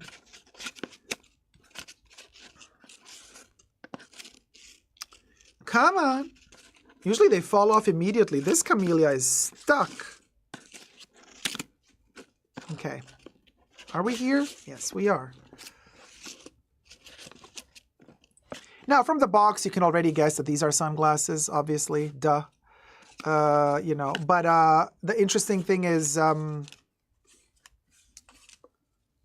forgot what I wanted to say. I don't know. I have no clue what I wanted to say. Well, it's just the box of, and it's a big box, isn't it? Interestingly enough, this particular boutique did not let me keep the cardboard slip on top, which I always keep because the sticker with the photo of the product is on it. And, you know, I collect sunglasses, Chanel sunglasses. I have a ton of them. And so they always have those stickers that tell me what product it is. But the sales associate was so nice to tell me, I'll peel off the sticker from the cardboard thing and I'll give it to you on an extra sheet of paper so you can do with it what you like. I'm like, yay, thank you so much. So I have the photo with a designation, the code, product number for my references later because I do collect sunglasses and I have a ton of them. And sometimes it's really hard to know which pair is in which box unless you don't have an actual visual. So yeah. Ah, special packaging. Okay. So this is the one with the, interesting. So the whole collection is the chain collection. Well, we'll go. The double C changes according to the collection. This is a nice little touch that Chanel started doing just a while ago because prior to 2 years ago, they would have these generic boxes. Sometimes they would have a special box for their sunglasses. You know, different colorway, whatever. But now they've kind of streamlined it to these kind of jersey feeling textile pouches or cartouches or whatever you want to call them. And then the Chanel logo would change according to the sunglasses collection. So in this case, it's like a little chain that forms the double C. In other cases, it is, what did I have? All sorts of things. A pink one, colored, a rubberized pink, a red one, white, metallic white on top of silver, like every different model that's a runway piece and specific to a boutique exclusive pair, like this is a boutique exclusive model, gets a different logo. Now, why chains? Because Spring Summer 24 is all about the chains. Not all about the chains though. But all of the boxes are made with the chain because the the 3 models that they did hit the runway with the chain were chain on top, chain hanging on the side. You've seen me unbox the one hanging on the side. I had to bring that one back because it was flawed. So there you go. And then these. These don't have a chain. No.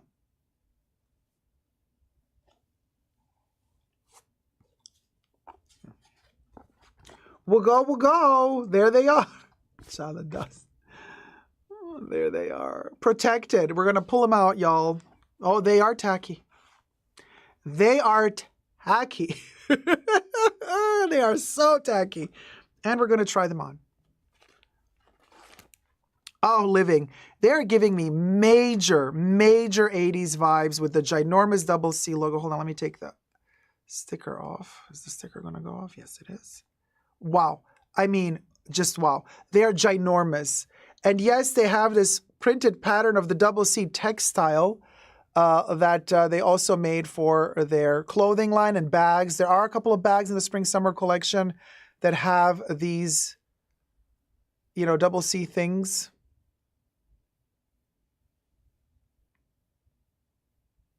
They're so chunky and so thick. Love the fact that they have black acetate on the inside so it doesn't get so much dirty with the makeup because white acetate is always a little bit tricky. Are you ready for like how insane they look when you wear them? They're just beyond. I mean, this is tacky, like tacky in a good way. You know what I mean? Very John Wall. Love the double C on the temples in gold. And the double C's are, as you can see, screwed on. Those are 2 black. 1, 2. Wait, hold on. Let me go like that. There you go. It's 1, 2 black screws to screw on this metal double C. So it's a metallic attached piece. Jeez Louise, these are insane. They're insane. They're so ugly.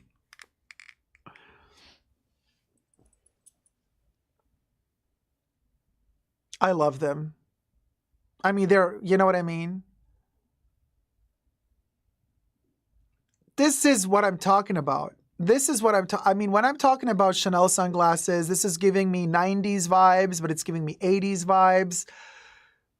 They're beyond, I love that the lenses are almost transparent, so a hoe can wear them indoors as well. You can see my eyes clearly through them. So it's just a slightly tinted woogo-woogoism. And you go, woogo-woogo. Woogo-woogo. What can I say? I love them to bits. They are ugly, though, and I'm aware of that. Young Elton John, says Benjamin. Oh, Brenda says amazing. Oh, thank you. Robbie says they look great on you. Elton John vibes, says Mrs. Blue. 80s. Oh, those look fantastic, says Paul. Love them, says Merch Helen. And indoor wearing friendly, right? Yes, they are indoor friendly, Zach. Oh my God, you guys, you love them. Oh, we need to take a picture. Yeah, we need a thumbnail moment. Yeah, we need a thumbnail moment for sure. I love them on you, says Mrs. Blue. Cool, says Cecilia Brown. They look comfortable. They're very comfortable because they're huge. You know how Chanel always does small sunglasses? Now, I've just posted to my Dacob CC. Go follow me there on Instagram. Dacob CC, all spelled together. My fan account, Chanel fan account. I posted the black version with the painted double C's. Those were too tight on me. Somehow, and this is why I think these took too long to produce. They did something to the black ones where the temples are so squished. When I put them on, they completely pressed my face. The sides of my face, they like went inwards on my face. And I was like, oh boy, this is so tight. This does not fit me at all. So I was a little bit worried because the same model in white didn't arrive yet. So when it arrived, they called me in and I was like, oh, please, I hope that they're not so tight. And then I put them on. As you can see, there's completely space here. They're not touching my face at all, which means these are bigger than the black ones with the colored double C's. So I am beyond happy that they are bigger than the black versions. So let's do a thumbnail moment. Let's do a little thumbnail moment. Photo moment, right? Mm-hmm.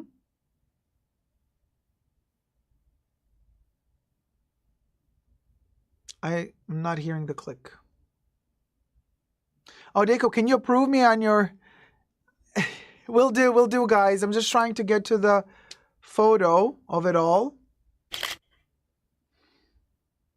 Mm-hmm.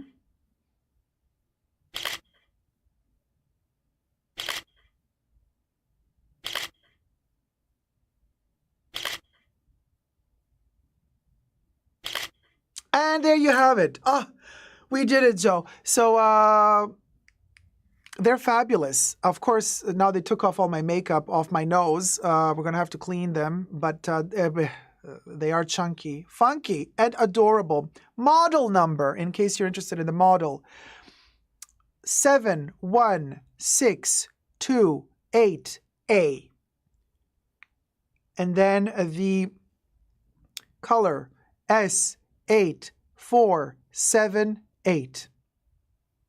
Period. These are boutique exclusives, so you can get them on the Chanel website, but also in Chanel boutiques. You cannot get these at authorized Chanel dealerships that sell opticians that are allowed to sell Chanel sunglasses. You can't get these there.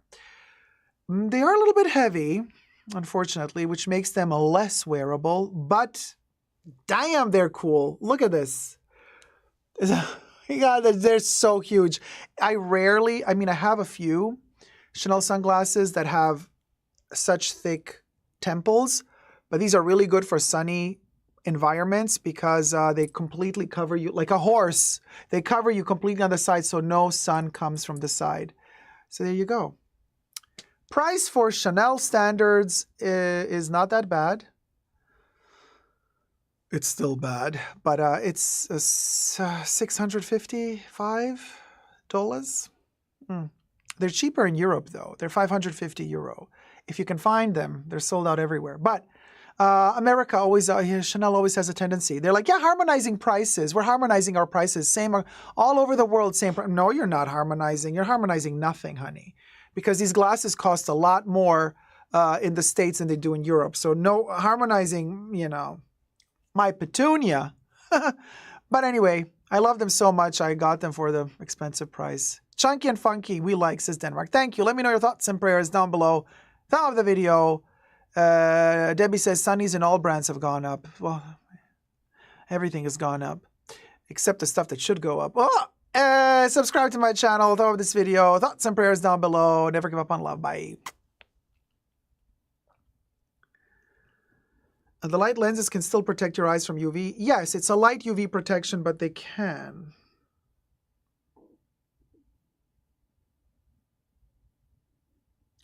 This model is insane. They've printed them, covered them, lacquered them. They have... What did they do here? So it's a textile. Interesting.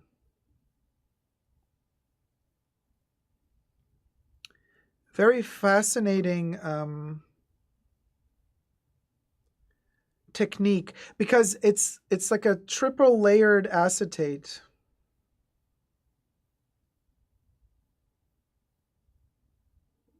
Fabulous. Anyway, Chunky and Funky, the glasses. Oh, Latrice Royale. Yes, very Latrice Royale. So anyway, let me put them, hold on, let me just clean them quickly because I don't want all the makeup on them. And there you have it. Any idea what the holdup was on production of those? Patricia, I think maybe it had to do with the print. Because they did do the black acetate. Then they do a layer of print. Then they do a clear acetate on top, which could have been a resin. So I'm thinking... I don't know if they...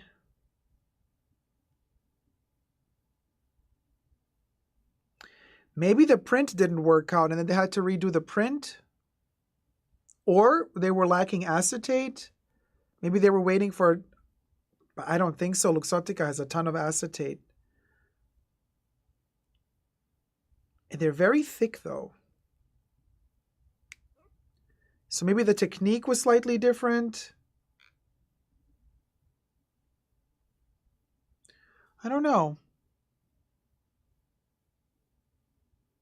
Nobody told me the real reasons why they were delayed, but strangely enough, the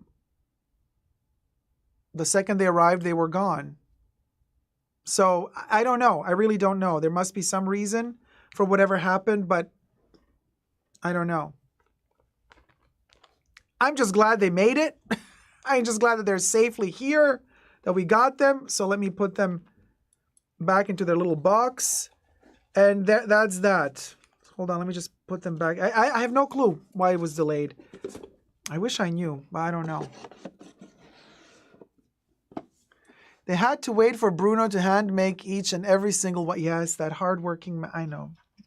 Bruno Pavlovsky. What can I say? Good old Bruno, right? As we say. Thumb up the live stream. I got the runway pyramid earrings and love them. The earrings are very well made. Ooh. Wow. The hanging ones? The ones that are like the pyramid that has little pyramids inside, the dangly ones? Oh, Louis just got tickets to see Pink Flamingos and Female Trouble at the same time as a Q&A with John Waters. Wow. Okay, that's amazing. You're going to get to see him and ask him questions. That's a historic moment. Like, that's really, really cool. He's going to be there at the screening. Could you imagine how many times that poor man had to see his own movie? He's probably going to sit out and he's going to come in after the movie ends because... You know, after like 40, 50 years of that movie, of both of those movies, I think like you can't watch them anymore. You know what I mean? I mean, I love them to bits, but imagine like him going to Q&As almost on a weekly basis because the whole world loves his movies. And they are amazing movies. I'm not saying that I wouldn't watch them a ton of times, but like if you made your own movie and then you have to see it a gazillion times, for many decades, every time there's a Q&A, like at a certain point you stop watching it. Do you remember when Pete Burns in an interview said like, I'm so sick and tired of singing You Spin Me Around like a record? He's like, I have other songs too, you know. They love him in Austin. He comes there often. Well, there you go. We'll go. Good for him. Blue Egyptian Lotus says, I know the crystal earrings are not for everyone, but I love these. They are stunning. And they're also extremely expensive if you got the big dangly ones with the pyramids inside the pyramids. Well, triangles inside of triangles. Exactly, Patricia. I'm not so sure if he's going to be there during the movie already or if he's going to come at the end. But if he's there, he might be in the lobby and you might like go out and see him in the lobby and chat with him. But I don't... If they invited him, they're probably going to give him access to the green room. And he might be in the green room. And he might be not visible to... You know what I mean? Love DIY says, I love John. He's a sweetheart. I mean, he's one of the inspiration. Hi, Danny, by the way. Hi, sweetie. He's an inspiration on so many levels. His aesthetic, his writing, his directing. He's also been in Chucky, by the way. He's been in The Seed of Chucky. He's a paparazzi in Seed of Chucky. Super funny. I think he's also coming back in season 3 of Chucky, the TV show. So, you know, it's not like, okay, he stopped directing a while ago. Like, his last movie was quite a few years ago. I think the last movie he did was,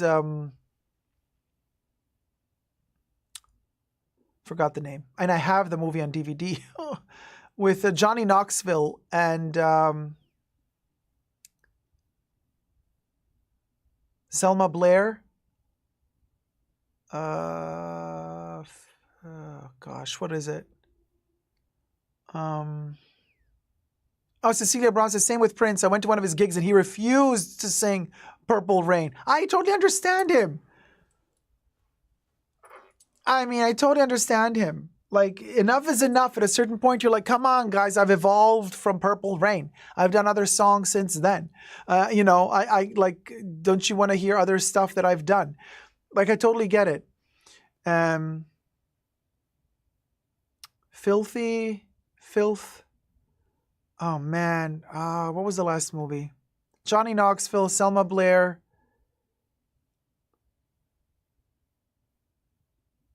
And I forgot. Oh, let me Google. Dirty Rotten Shame? Was it or was it? Hold on.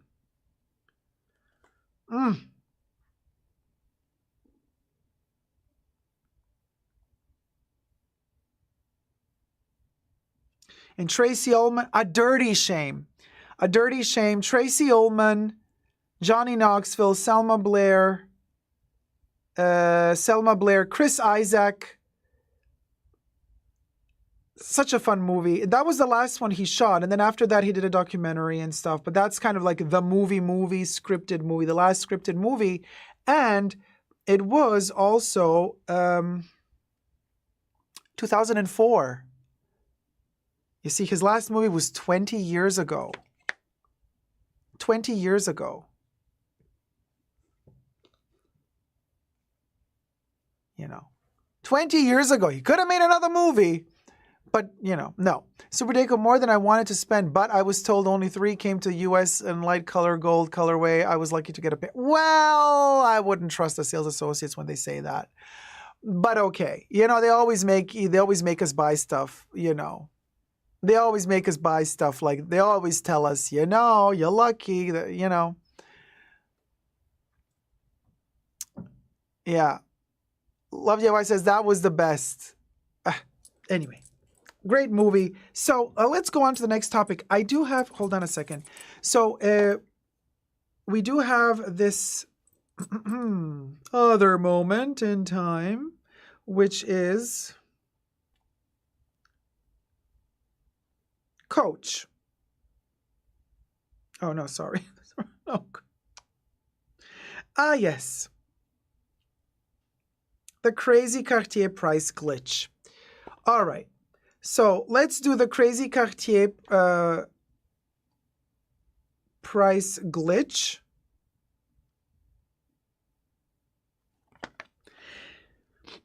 And this one, I gotta say, a ton of you have written me about this when it happened. It happened a couple of days ago. And I kept receiving message after message after message of this situation.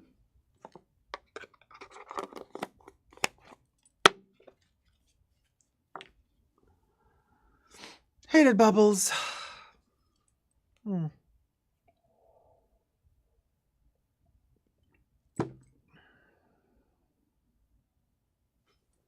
Oh, and I also have to find the... Hold on, y'all. Where are they? Ah, here. We good? We good. Okay. Hi, everybody. Dacob here. Welcome back to the Fashion Bunker. Cartier, my dear. Are you going bankrupt? Really? Does just 2 pair of earrings threaten your business to go completely bankrupt? Really? Have we sunk that low, Cartier? And just when I thought they couldn't go any lower than making love bracelets and love rings, everybody has to wear a pair of those. You got to sink even lower. Let's get to it. Subscribe to my channel if you haven't already. Push the join button next to the subscription button. Become a member today. Get access to extra perks. You can also join me on Patreon, Super Dacob, all spelled together there as well for extra perks. This video is being filmed live in front of a live virtual audience. I live stream several times a week. Come join the fun. Come join the chats. Hello, co-chatters. A fellow Mexican, not fashionista. Oh, by the way, everything I say in this video, is totally alleged, just my opinion, okay? And not rooted in truth or facts, okay? So we'll go. Cartier, Mexico, my dears. Yes, Mexico. Cartier, Mexico caused the store, a ton of magazines, online websites, online journals have been reporting about this. I'm quoting here Merca20.com. An error by Cartier Mexico caused the store to sell a pair of rose gold and diamond earrings for $13 US instead of $13,000 US. Oopsie, just 3 zeros too little. Earrings for pierced ears. You want to see them? You want to see the $13 earrings that Cartier actually wanted $13,000 for, but only got $13 for, and the person who bought them bought 2 pairs because they stumbled upon them through a link they found on Instagram, didn't even know anything about Cartier or Cartier jewelry, and this guy followed the link, went on the Mexico Cartier website, saw these earrings, thought, oh, we'll go, they're so cheap. Let me buy 2 pairs, $13 each. So $26.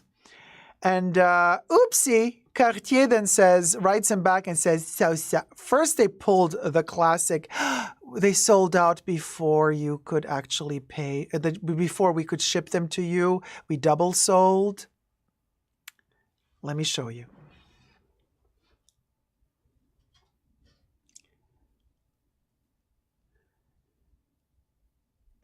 Now, you give me this for $13, I tell ya, it's $13 too many. Because this is beyond ugly to me. Okay, so anyway, so just as I said before, just when you thought Cartier could not sink any lower than their love bracelets, they do this. But to each their own. Something that might be shit to me might be a treasure to you, and vice versa. So we'll go. This dude saw an ugly pair of earrings for $13 and thought to himself, Claire's, H&M, Zara, yes, Quinn, let's do this. Ordered 2 pairs. Now, here's when the story thickens. So you might ask yourself, did Bowser order these earrings for $13 because it looks like something Bowser would wear? No, it was just a regular dude that doesn't do fashion really. And, but he just thought, hey, we'll go. And he got them. But then Cartier wrote him and said, oh, so sorry, darling. Listen, sweetie, darling, something happened. We oversold them. So, we can't send them to you because we don't have them in stock anymore. But this dude, He might not be a fashionista, but he knows the law in Mexico. So what he did was what happened was he contacted the, administration, the purchase that sparked controversy. Upon noticing the price, this dude purchased 2 pairs of earrings. Shortly after, Cartier adjusted the list price on their website to $13,000 from $13. But in pesos, they adjusted the price from, I don't know what, to 237,000 pesos, which equals $13,000, leading to a month-long dispute between this dude and Cartier. This event captured the attention of hundreds on social media, including supporters and detractors, and even involved a Mexican senator. Cartier's response and consumer rights. Cartier attempted to cancel the order shortly after, citing the earrings were not available. Sua. So Joe Mama, not available. They then admitted the pricing mistake and offered the dude a Cartier Cuvée champagne bottle, the wretchedness, and a leather item as compensation, which the dude declined. If I were Bowser, I would have declined too. If they gave me a Princess Peach instead, I would have said, Princess Peach for the earrings. Nah, I'll still take the earrings. Instead, the dude cited Mexico's federal consumer protection law, which allows disputes over terms and conditions to be escalated to the Procuraduría Federal del Consumidor for mediation. The Consumer Protection Agency, similar to the U.S. Federal Trade Commission, has a history of stepping in when retailers change listed prices post-sale. Now, legal proceedings and public reaction. The issue of pricing errors is well known in Mexico, often highlighted on social media where consumers share similar cases involving major retailers. This case reached such heights that the New York Times interviewed him, and he detailed his experience in the New York Times, underscoring the widespread attention and the eventual notification from Cartier that they would honor the purchase price. His situation drew extensive media coverage, where he shared his story with a consumer mediation session scheduled. He expressed relief on social media, proclaiming, "The war is over," he said. "Cartier is delivering." And then he did something political that I have no clue about because I don't know Mexican politicians, but we have our fellow co-chatters that are from Mexico in the chats. And he said, I don't know who the he said, I'm not enough money for lambiscones like me. I don't know who the employee is or his status. If you want to know, you can ask the brand. No, I didn't hire him. You are only debating between socialism and capitalism. I don't understand this comment, but this dude apparently is more than just Bowser oriented. I guess he has a political agenda there as well. Well, we'll go. And there you go. A history of Cartier, French luxury goods company that designs, manufactures, distributes, and sells jewelry, watches, fragrances, leather goods, and other fashion accessories. The company was founded in 1847 by Louis-François Cartier in Paris, France, 1847. They kept producing throughout the Second World War. Yes, the German officers loved to purchase Cartier jewelry for their ladies during the occupation of France, and Cartier gladly delivered said pieces. Just a little side note here. So Cartier apparently, allegedly, is prone already to fishy practices, as in, oopsie, we don't want to give you these earrings for $13. Cartier, honey, darling, sweet boo-boo cha, you should have given them for free. And I still would have said, is it real gold? Rose gold or something? Is it real gold, though? Are they real diamonds, though? They are? Good. Let me melt the gold and use the diamonds and repurpose the gold for something better. Zoom better, Cartier, zoom better. Thank you so much for watching. Let me know your thoughts and prayers down below. Oof. Ring, ring, ring. What you want? Hello? Yes? Bowser! Hi! Oh. Uh-huh. You would never... Yeah, sorry. Okay. I'm sorry, Bowser. No, I know, sweetie. I know. Okay. Yes, I'll tell them. I'll tell the viewers. Love ya. Ta-ta-ta-ta. Leave Peach alone. Ta-ta-ta-ta-ta. Bowser wishes me to tell you that he wouldn't be caught unalived wearing this monstrosity. He says gifted to Luigi.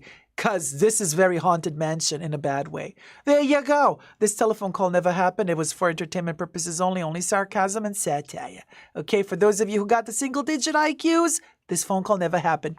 Love you loads, love you loads. Subscribe. Bye. There you go. Geet with the photo. Bubbles, take the photo. We're done.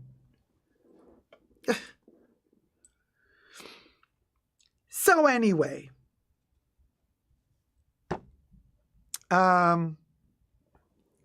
those are ugly. Oh my God, are they ever? I bet Cartier didn't tell the Germans they were all out of stock. Right, Patricia? They did not. Leave Peach alone, right, Audrey? Leave Pitch alone. Leave Pitch alone. Princess Pitch.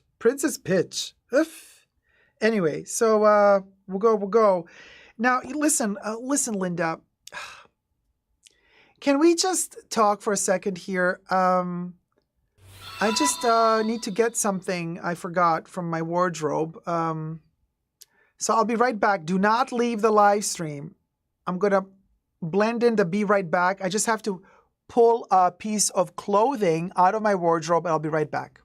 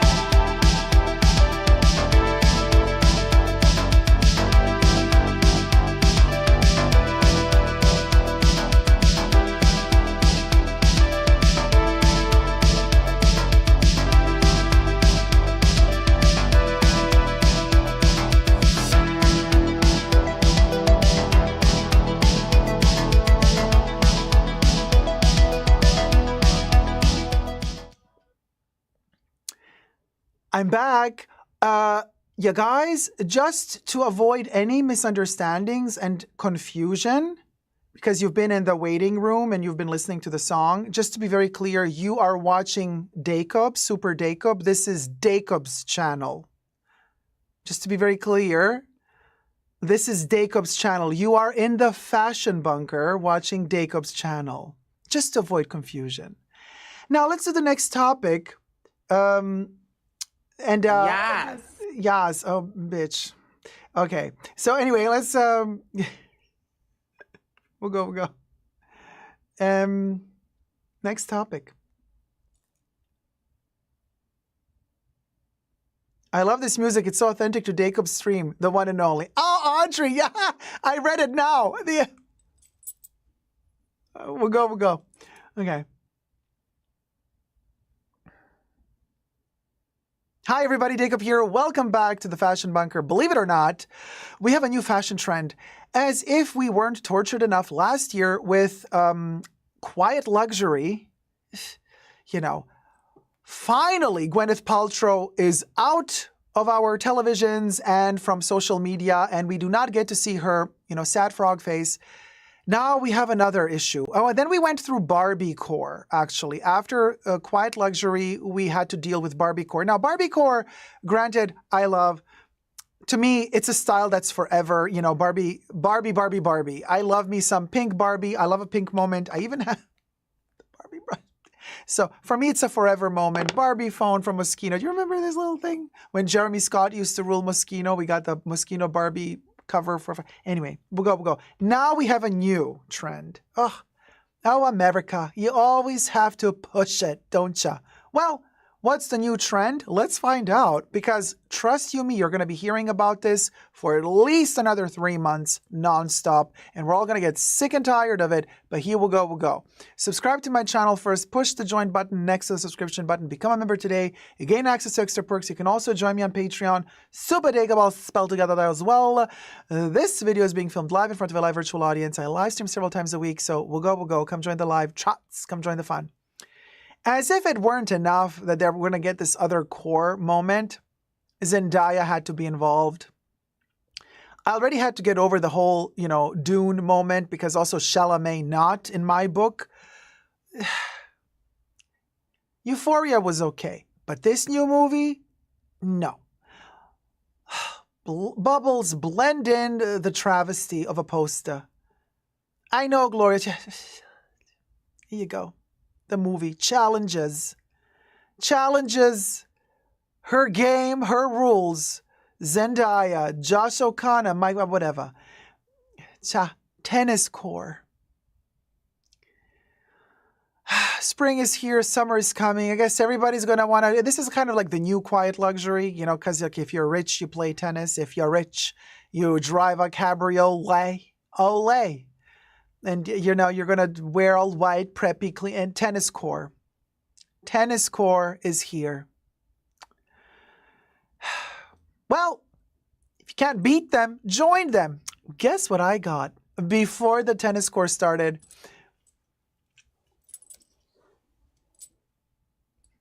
Oh, it's green because it's the crocodile. I have a Lacoste shirt here. It's a polo shirt. But as you can see... Oh, well, you can't really see. There's a crocodile. It's green, and I have green screen on. So I bought this last summer on sale. This is not a crocodile. It's a Demogorgon. Yes, Lacoste did a collaboration with Netflix, with Stranger Things. And yes, Stranger Things, they did do a Demogorgon crocodile or a Demogorgodile. Adorable, right? So I bought this last summer. Wait, maybe you can see. There you go. The Demogorgodile. We'll go. Demogorgodile. Yeah, there it is. We'll go. White piqué oversized cotton shirt.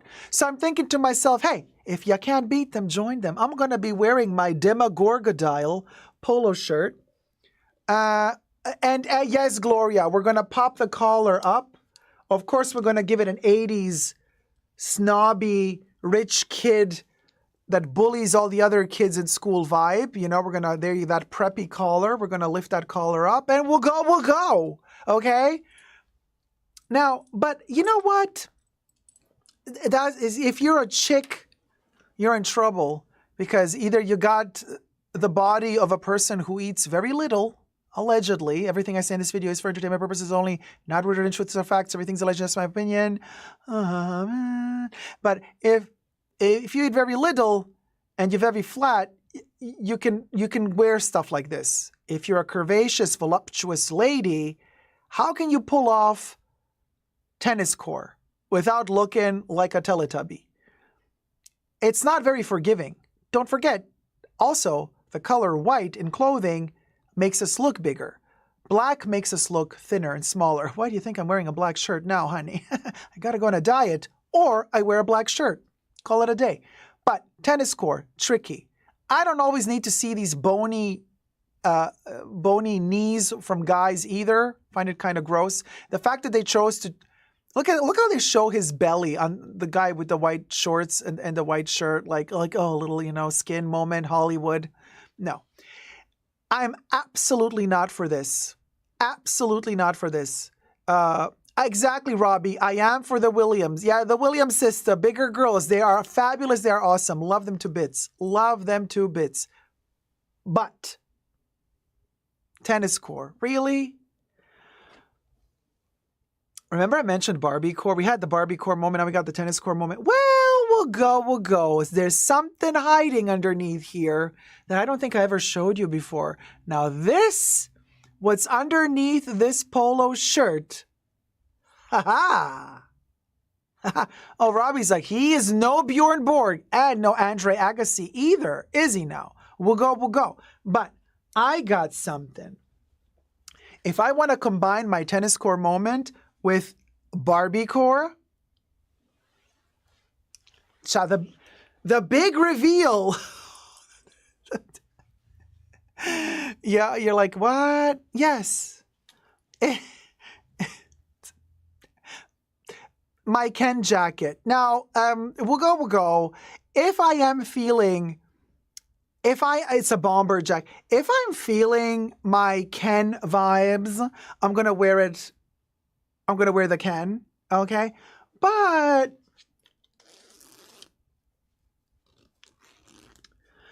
I might not always be feeling the Ken vibes, you know. So if I'm not feeling the Ken vibes, then I'm going to chuck.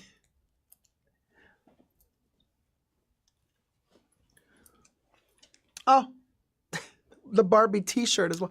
If I'm not feeling the Ken vibes, I'll reverse the jacket and I'll do my Barbie vibe.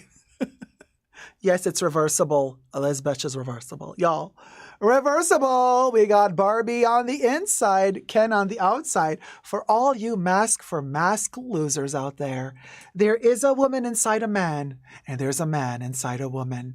Be confused. Stay confused. It's healthy. Stay confused as long as you're no longer confused. The day you're no longer confused is the day you have evolved and turned into a better person. A better version of yourself. And until then, your single-digit IQs will have the best of you. And as long as your single-digit IQs have the best of you, you will be that dumb person standing in the corner, judging everybody else, not understanding a word or emotion emanated from the intelligent human beings who have evolved. We'll go. You understand? So, Tenniscore, please. Anyway, I mean, what do you guys think? Let me know in the comment section down below. Is this a new thing? Are you going to follow this trend? Are we all going to be wearing tennis gear? Are we all going to be looking like we'll go? You know what I mean? Are we all going to be that person that's trying to look like some rich kid that is playing tennis all day long? Because honey, last time I played tennis, I was under the age of 10. Was the last time I played tennis. But we love the jacket though. Pritch.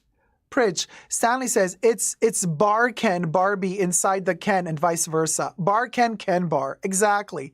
Tennis, hell no, says Velasquez. Hell no. Better than the recession core I have heard about, says Yana Clar. Oh, well, tennis core is better than recession core. I'll give you that. We can play tennis. Mahora says we play penis instead. Let me know your thoughts and prayers down below. And until next time, don't forget to never give up on love. Subscribe, thumb up the video. Bye! Child, let me put this ratchet. We'll go. Yeah, penis core, Debbie. Yeah, there you go. Banana core. Can we have a little bit of dignity here? A little bit of dignity in the chat. Seriously, you guys, you're ratchet. You could have at least nothing. We have lost all dignity. It's that time of the live stream where we don't even care anymore to try to even call things with a different way and be like IYKY. No, she went there. She's like penis core. She's like, let me tell you where's that penis core. Okay, Debbie, you're the boss. Oh, heaven, how's it go? Heaven is like dignity. Dignity who? Dignity. Oh my God. I went there. You made me go there. It's your fault. But I do love the Demagorgodile. Come on. That's cool though. It makes fun of the whole Lacoste conservative preppy stuff because you have a Demogorgon instead of a crocodile. Debbie's like, I'm the boss. I'm the boss. Dignity. Yes. You went there, Rosha. I went there. Gloria says, she don't live. Yeah. Love don't live here anymore. Just emptiness and memories that wonder. Well, how's the song go? I don't know. Mahora knows all the stuff. Mahora knows all the Madonna songs. He went to the concert. You understand. Hold on. I'm going to do... Oh, thank you, Danny. I'm just trying to clean this shit up before we do the gifting suite. Hold on, you guys. Where do I hang this up?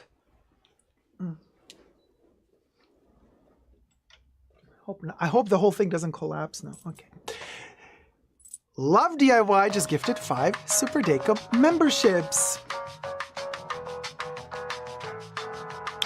Rosha Kishki was gifted a membership by Love DIY. Denmark was gifted a membership by Love DIY. Unique Hollins was gifted a membership by Love DIY. Saed or Seed was gifted a membership by Love DIY. SY was gifted a membership by Love DIY. Thank you so much, Dan. Super Dacob memberships, and welcome to all the new Tier 1 members of the Fashion Bunker. Don't forget, guys, as Tier 1 members, you get access to the live stream pre-show every first Saturday of the month. Tier 2 members and Tier 2 patrons get access to every Saturday's pre-show, but Tier 1 members get access to the first Saturday pre-show of the month, which coincidentally is next Saturday, so don't forget to tune in, because next Saturday you're gonna get a special treat. This crazy cuckoo person, 2 live streams in one day, huh? We'll go. Wouldn't you love it? Yes, you get it. If you wish to win these randomly gifted memberships, be sure to opt in to receiving gifts on my channel, and that's how you can partake automatically in the raffle. Speaking of the raffle, let's keep raffling. I'm feeling perky. Since Danny was so generous, let me double that, and let me also gift you 5 Super Dacob memberships. Oh, I can't anymore. Wait, do I have any left? I do. I think I do. I think I still have 5 left. I'm checking with Bubbles here because I pre-purchased a few to gift to you guys. Bubbles? What's going on? Like the video. Oh, thank you, Ms. Jean. Like the live stream. Like the live stream, you guys. I think there was one more batch to gift before May. Let me see. Can I double check? Okay. Because I'm going to lose them next month if I don't.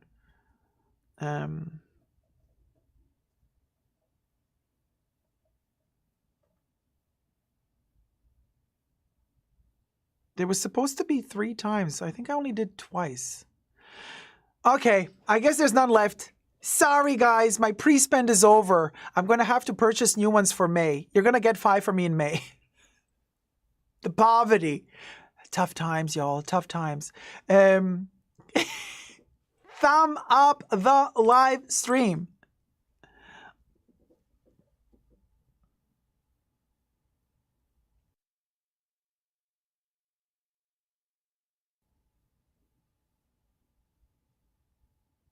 The poverty, I know. Mahora, don't cry. Don't get digmatized. I capito. Anyway, y'all, I have another video to share with you. And this one is a doozy because it is a luxury destination. But I think I sweated again. Getting oily, gotta retouch.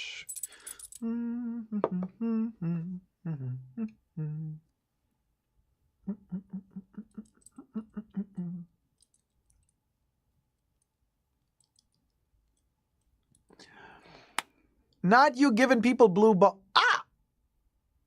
Louie! Oh my gosh, I finally got you. Hi, Miriam Picanco. How's it going, sweetie? Ah, the destination. Yes, Gloria, there's a destination. Can you believe? A luxury. Yet another luxury destination. Can you believe? It never ends. They just keep doing new stuff. So let's do it.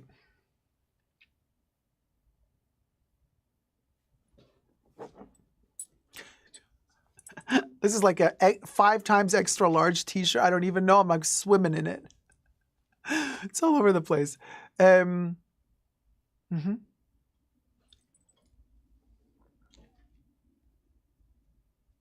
Hi everybody, Dacob here. Welcome back to the Fashion Bunker. There's a new luxury destination. It is the trend to end all trends of luxury destinations. You want to shop for pre-loved luxury? You want to shop for new luxury? You think that you've been outpriced in your own country? Well, there is a country at the moment that currently seems to be extremely hot when it comes to shopping and saving money. So you ask yourself, luxury and saving money, they do not really go hand in hand. Well, they kind of do. Because sometimes some countries go through political issues and their currency slides down the drain for a minute or two. And when that happens, before the luxury brands have an opportunity to mark up their prices to meet the new standard of the currency exchange of said country, we all go shopping over there. You fly over there and you buy over there. What's that country? Well, wouldn't you like to know? First, subscribe to my channel if you haven't already. Push the join button next to the subscription button. Become a member today. Gain access to extra perks. You can also join me on Patreon. Super Dacob all spelled together there as well for extra perks. This video is being filmed live in front of a live virtual audience. I live stream several times a week, so come join the fun, come join the chats. Also, everything I say in this video is for entertainment purposes only, not rooted in truths or facts. Everything's alleged and just my opinion. We've been talking about the end of luxury for a while now. China has been shopping less, they say. European luxury brands that have been counting a lot on the profits that come in from China have had a little bit of issues earning the money from Chinese tourists mostly because, well, first of all, Chinese lockdowns, they kind of spent a little bit more time locking down the country and did not let people travel outwards, which meant less traveling to the countries, Europe or America, where a lot of Chinese tourists would go shopping for said luxury goods. But the Chinese still did shop within China, except lately they've kind of slowed down on their shopping in China as well because of the economical situation that's going on there and political situation that's going on there. People are not feeling that safe to shop that much at the moment. So everything is slowed down. That's why we've seen situations similar to LVMH's situation in their first quarter sales that they have released just at the end of the third month of 2024. And their growth is now calculated to 2%. Growth instead of what they were expecting to have, around about 8%. In the last years, they had double-digit growth. I think the biggest growth they had was a year or two ago at 22%. I mean, it was ginormous growth. Also, one of the reasons why they kept upping the prices and really profiting off of, the lockdowns and people not traveling a lot on holidays, so having extra disposable money to spend on luxury goods. And maybe also these luxury brands saw it coming, the recession, and so they thought, let's earn as much money as we can now so that we can compensate for the loss of money that we're going to incur later, potentially, allegedly. So the economy situation brings with itself also currency fluctuations. Chinese customers have now discovered a new luxury target. Travel destination. Nippon. Japan, baby. Apparently, the Japanese yen has never been so low. And several articles report about the fact that the Japanese yen hasn't been this low since the 90s. That's a long time. That's like 30 years ago. And so now, with the low yen, if the luxury brands don't up their prices in Japan to counterbalance the inflation and the low yen, like it happened a couple of years ago when Turkey went into a catastrophic economical recession and inflation was over the roof, people started rushing to Chanel in Turkey to buy as many bags as they could. Chanel had to close down. Luxury boutiques had to close down. They had to do a crisis meeting, up the prices on a daily basis to meet, to counterbalance the inflation rate. I mean, that was a doozy. Oh my God. It was kind of fun to watch, but It was a tragedy because some people managed to buy the bags at like the fraction of the cost because of the inflation. It's a story from Turkey. Go check it out. But now a similar thing, not as bad as in Turkey from several years ago, but a similar thing is happening in Japan with the yen being at its lowest since the 90s. So you can imagine if the prices of said luxury brands remains the same as it was before the yen collapsed, haha, then you're in for a huge treat. So people are flying in from China to Japan to shop till they drop, honey. How long is this going to last? We don't know. But as long as it lasts, enjoy. And I say, save a coin or a penny if you can. I'm all for it. I don't know about you guys. Let me know your thoughts. I mean, Corina says only sell to people who hold a passport from the country in question. You cannot do that, Corina.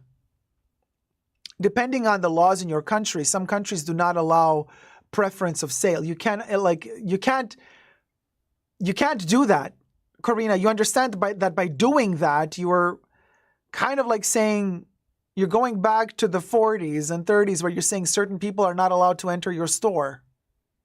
You can't do that. Not really. And in fact, I know that something similar happened when Russia invaded the Ukraine, and then, luxury brands were not allowed to sell to Russians, at least in Europe, but that's kind of illegal. So what happened was the brands still did sell to Russians. The Russians just needed to, when they entered European luxury boutiques, the Russians just had to say, I'm not going back to Russia. I don't live in Russia. You know what I mean? Like I am Russian, but I don't have any... I'm not planning on taking these goods to Russia to resell them, but I'm using them for private use outside of Russia. And that was the loophole, and then you could sell to Russians. Now, who was trending before this was even a trend? Before rushing to Japan was even a trend, we had Jessie Style. Just a year ago, not even a year ago, a couple of months ago, she traveled to Japan and she made some lovely vlog. Go check out Jessie Styles' channel, by the way. She was on the trend before it was even a trend, as Jessie also often is. So Jessie went to Japan, went shopping, did some of the luxury shopping, did the toy shopping as well. Gorgeous plushies. You have to visit Sanrio. You have to go to visit the Hello Kitty land. You have to go to see Disneyland Japan or Tokyo, Disneyland Tokyo. She went there, honey. She delivered the trend before the trend was a trend.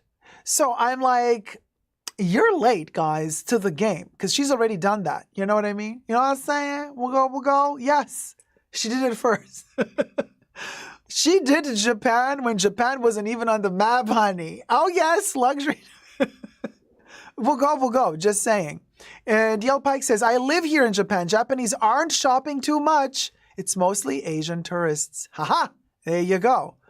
You see? Kate Moore says, Jessie's vlogs from Japan are awesome. Super cute. Yes, I adore them too. That's insane too, says Mahar. Well, that's what they did. That's what they did during the, Russia-Ukraine situation at the beginning when everybody was blocked from purchasing if you were Russian. But then they found a loophole. They said, no, come on. You can't tell people you're not allowed to shop in this store. So they made it possible for everybody to shop. Thank goodness. Could you imagine? Not everybody's guilty for the choices of few. You understand what I'm saying here. You can't make a whole nation guilty for something a couple of people did wrong. That's also not fair, you know. We don't all have to carry the burden of guilt for somebody else. It's not like it was the choice of everyone. You see what I mean? It's not fair. It just isn't fair in my humble opinion. But to each their own, you know, we'll go. DL says in Japan, Chanel stores are always packed with Asian tourists. Now you know why, especially in this period. That's your destination. You want to save a coin, a penny, allegedly? Go to Japan. Thank you so much for watching. Let me know your thoughts and prayers down below. And until next time, never forget to never give up on love. Bye. Mwah. Kristen says, love Jessie. Her and her boyfriend are so cute. Enjoyed watching their vacation over there. Miss Jean says, Japanese is great and humble. Buying luxury in Japan is great. Kate says, thanks, Dacob, for these words. It wasn't everyone's choice. Period. For sure. Are you kidding me? You guys, I'm very open-minded. I have wonderful Russian friends who are really not guilty of anything. Don't Russia has a wonderful culture, wonderful history, literature, painting, dance, music, deep soul, big heart. You can't shit on all of that just because a few people made wrong political decisions. Come on. We're better than that. You know what I'm saying? You understand what I'm saying, right? Russia says, thank you for saying this, Dacob. The stigma for all Russians is intense. Kate says, because I'm from Russia and it's beautiful to hear this. Oh, of course. Are you kidding me?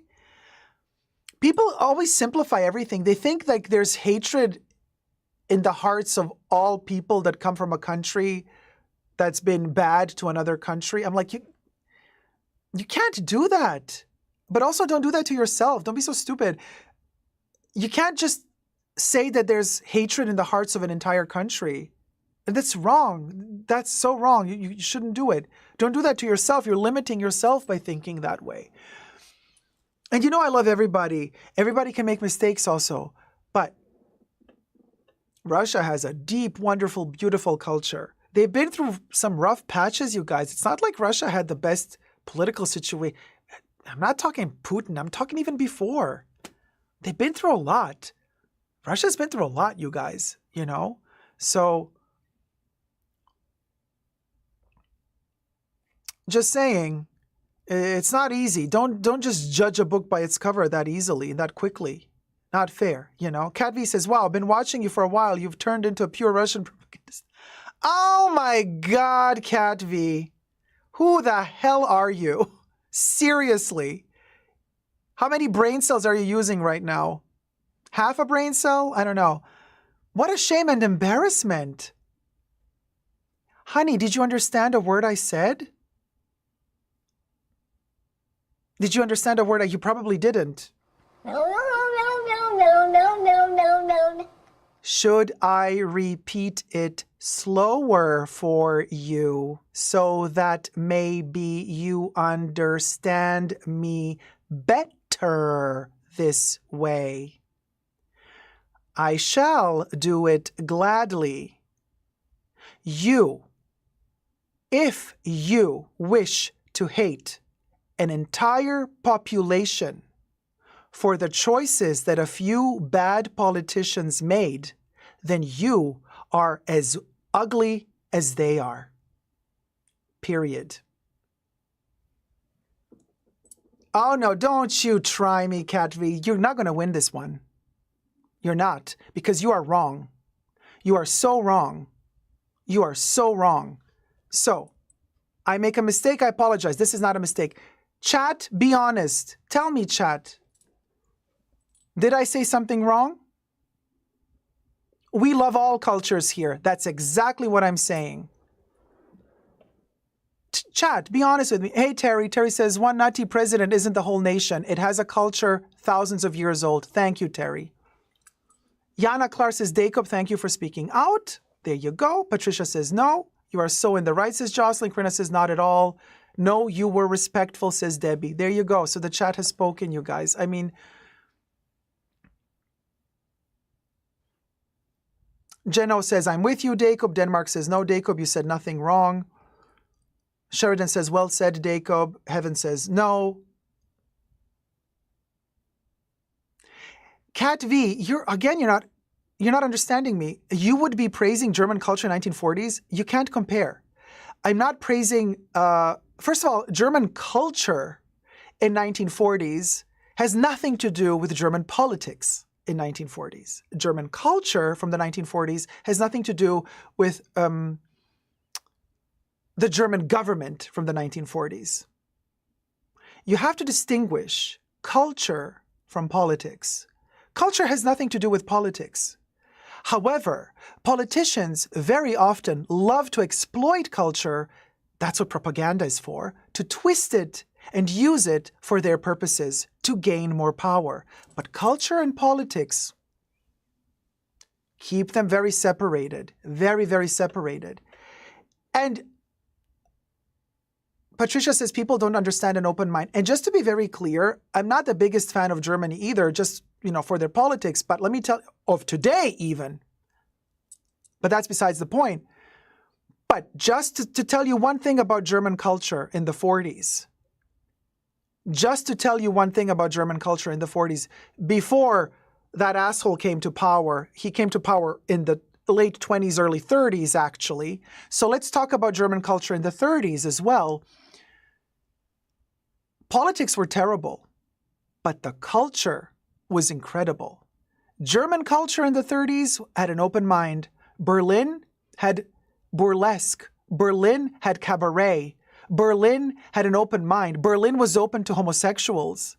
Berlin and Germans in Berlin were extremely supportive of everybody.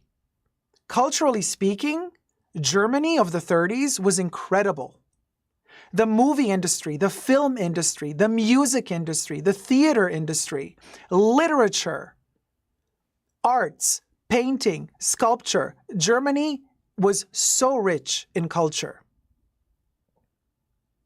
That culture has nothing to do with the terrible, terrible, grotesque politics that took over. Please don't do that to yourself, Kat V. To misunderstand the difference between culture and politics. Like, please don't do that to yourself. Do not limit yourself like that.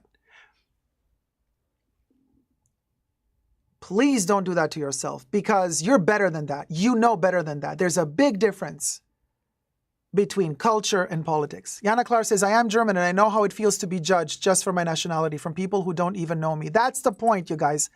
Culture is a beautiful thing.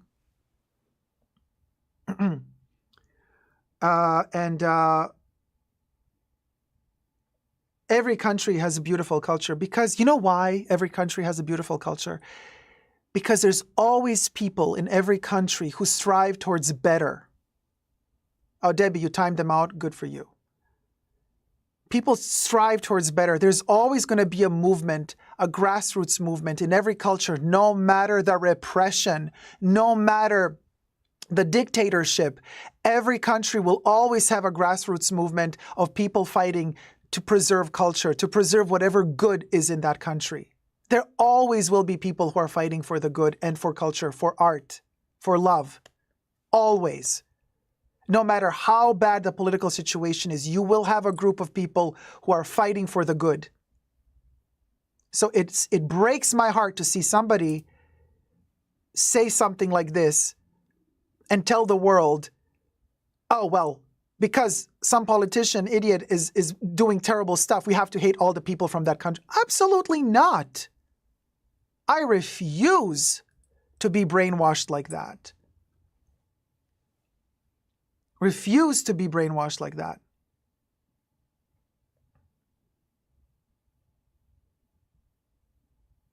Yes, MH, of course, I know he was Austrian, but whatever. We're not even going to mention his name. There you go. Heaven says, isn't it amazing how things can change by one crazy leader? Of course, that's what propaganda is for. You guys, when we talk on my channel about brand marketing is literally propaganda in politics. Propaganda equals brand marketing for the politicians and the governments. They're both very dangerous. No, Patricia, I do not know this person from the chats. I have no clue who they are. Very dangerous. And we always talk about this on my channel. Brand marketing is the most disgusting side of the fashion industry because they find the weakness of the customer and they exploit said weakness for the gain of the company the brand marketing works for. That's the whole purpose of brand marketing. They find your weakness, exploit that to make you feel like you need a product, but they package that product for you in a way that caters to your weakness. Yeah? That's exactly what propaganda does as well. Propaganda is the brand marketing of the governments. So, obviously, if a government is very much corrupt, it works in the direction of finding the loopholes to utilize brand marketing, propaganda, to find your weakness, exploit it, and a lot of people are stupid, unfortunately, and they get exploited. Oh, Anna Corlin. Anna Corlin donated $10. Thank you, For sweetie. your passionate defense of culture in all countries. Thank you so much, sweetie. Let's drive towards that culture. Hit it, Bubbles. I'm driving. Woo! And we crashed into culture.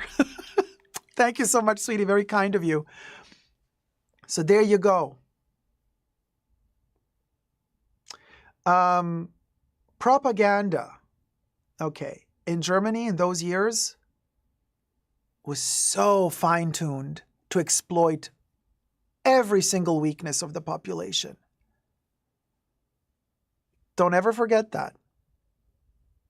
And propaganda does destroy weakness in people's souls. It's awful. There you go.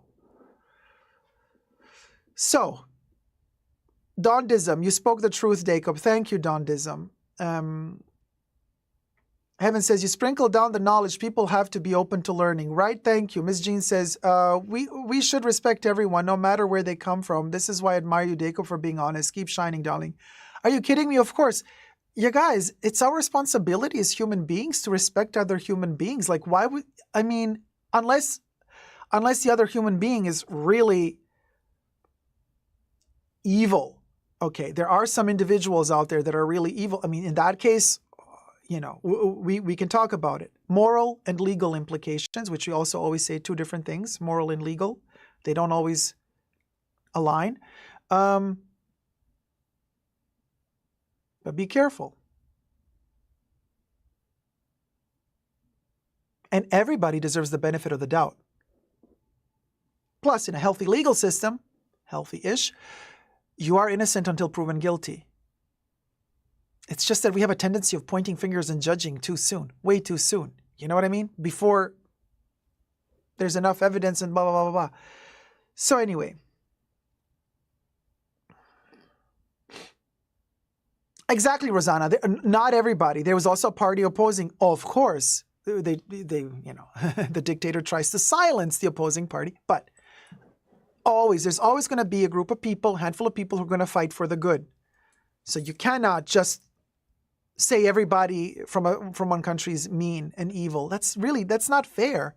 It's not fair to other fellow human beings. Not fair at all. Cecilia says that's why there are conflicts around the world, lack of respect in other human beings. Period. There you go. So, period. Moving on. No, you're not gonna get me here. There's absolutely no. You're not going to get a platform here. You're not going to spread your hatred here because I will trump you. I am shining the light. You will not spread your hatred and your darkness here. You won't. You cannot. You have no power here. Absolutely no power. No power because you're spewing hate. Hate has no power. Hate has no place here. Fear has no place here. So you're banned. Moving on. Cecilia, of course she's gone. Debbie paused her for 8 billion years. You know.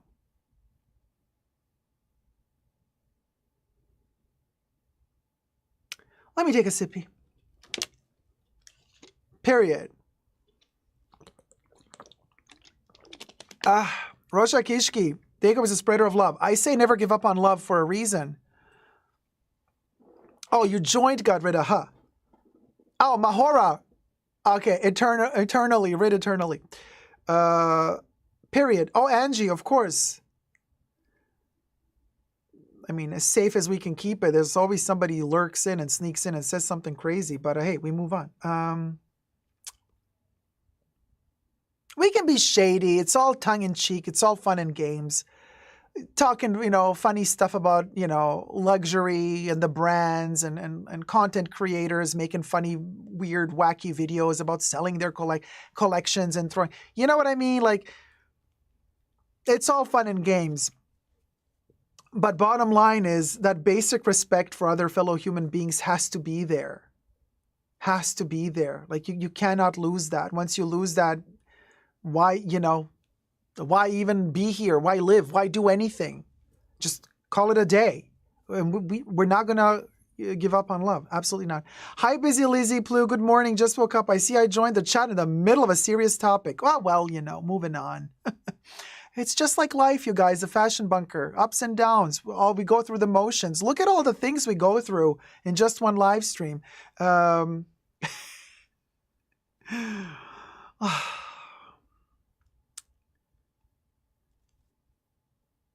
Let's talk Chanel. Lena Nair. Somebody said Nair, but it's spelled Nair, so I'm going to call her Lena Nair. On the ear, but my apologies if it is Nair instead of Nair. Yeah,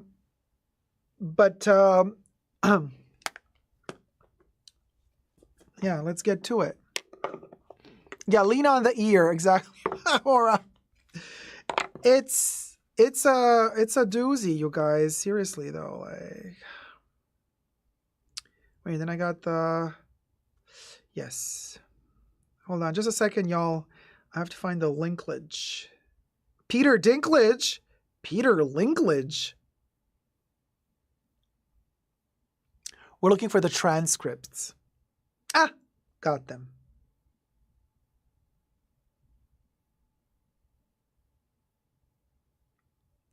What's her name? Francine. Okay, here we go.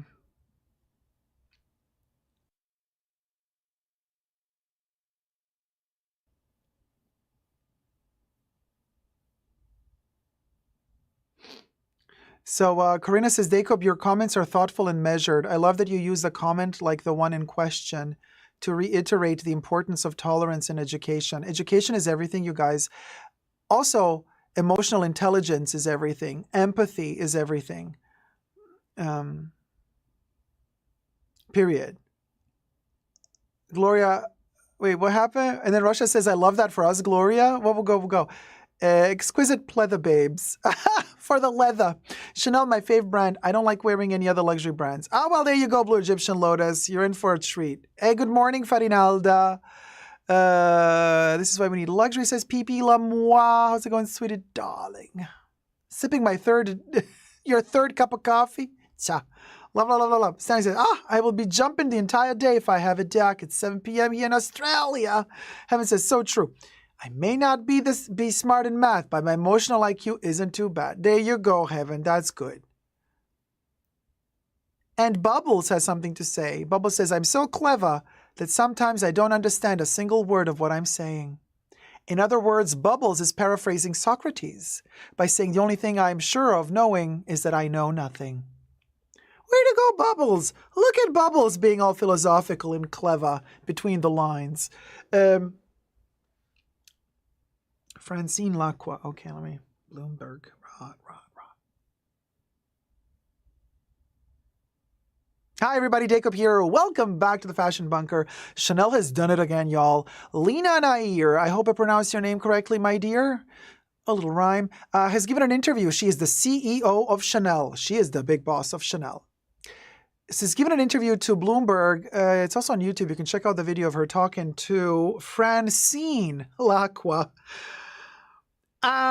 Francine, yes, she does have the same name as American Dad's Stan's wife, and she kind of behaves like her as well, is blonde as well.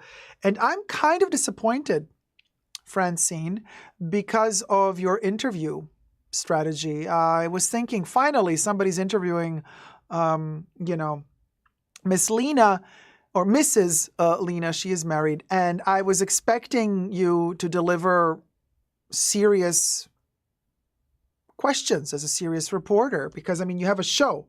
You have a show called Leaders with Lacroix. Unfortunately, I have the feeling that l'acqua, as acqua as in water in Italian, is kind of what you're all about, Miss Francine, allegedly. Very much water, very fluid. You're very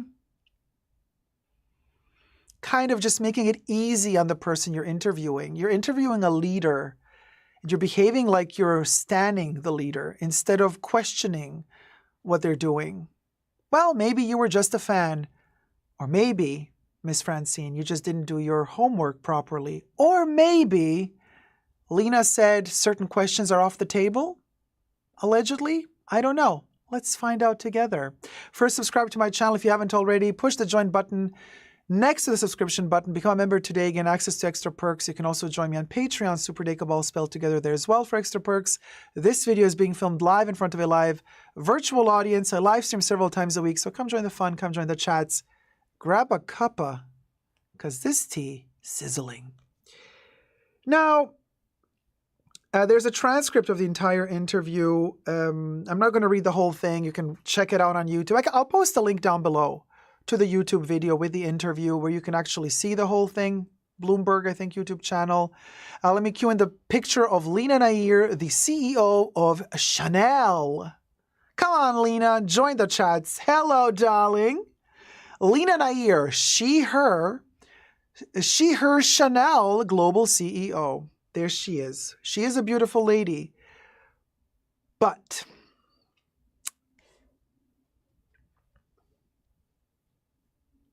I got issues. She used to be the head of HR for Unilever, perfume, humongous brand. She, HR. I always tell you, never trust HR. HR is not there for you. Again, the brand marketing and propaganda of companies, they want you to believe as an employee of a company that human resources are there to help you out. Don't believe it for a second. Everything I say in this video is for entertainment purposes only, not rooted in truths or facts. Everything's a legend, just my opinion. HR, she was head of HR of Unilever, a publicly owned company that's on the stock market. Thousands of people hired. And she said she worked for the people. First of all, HR works for the company, not for the people. Don't ever trust whatever HR tells you. If you are fighting to have a salary raise, to have better work conditions, and HR tries to kind of pat you on the shoulder, hey, we tried our best. They try to make you complicit, complacent, say yes to things. Do not trust HR ever. My personal tip for me to me, because I cannot give you business tips. I'm not a business major in anything, but I have worked several jobs and HR was always shit to me. Do not trust them. Now,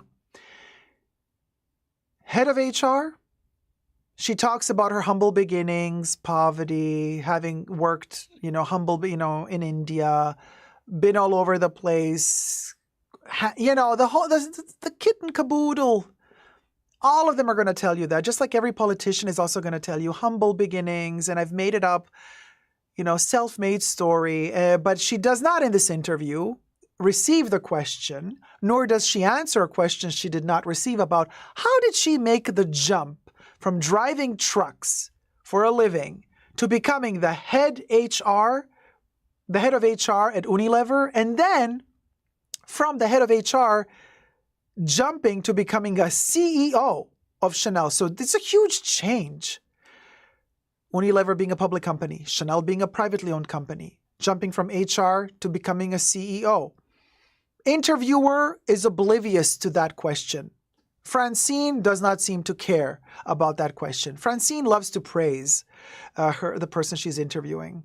So anyway, Alina says, yes, it's amazing how women can achieve anything. And I'm like, more power to you. She's also very proud to say that Chanel at the moment has a higher percentage of women hired than men.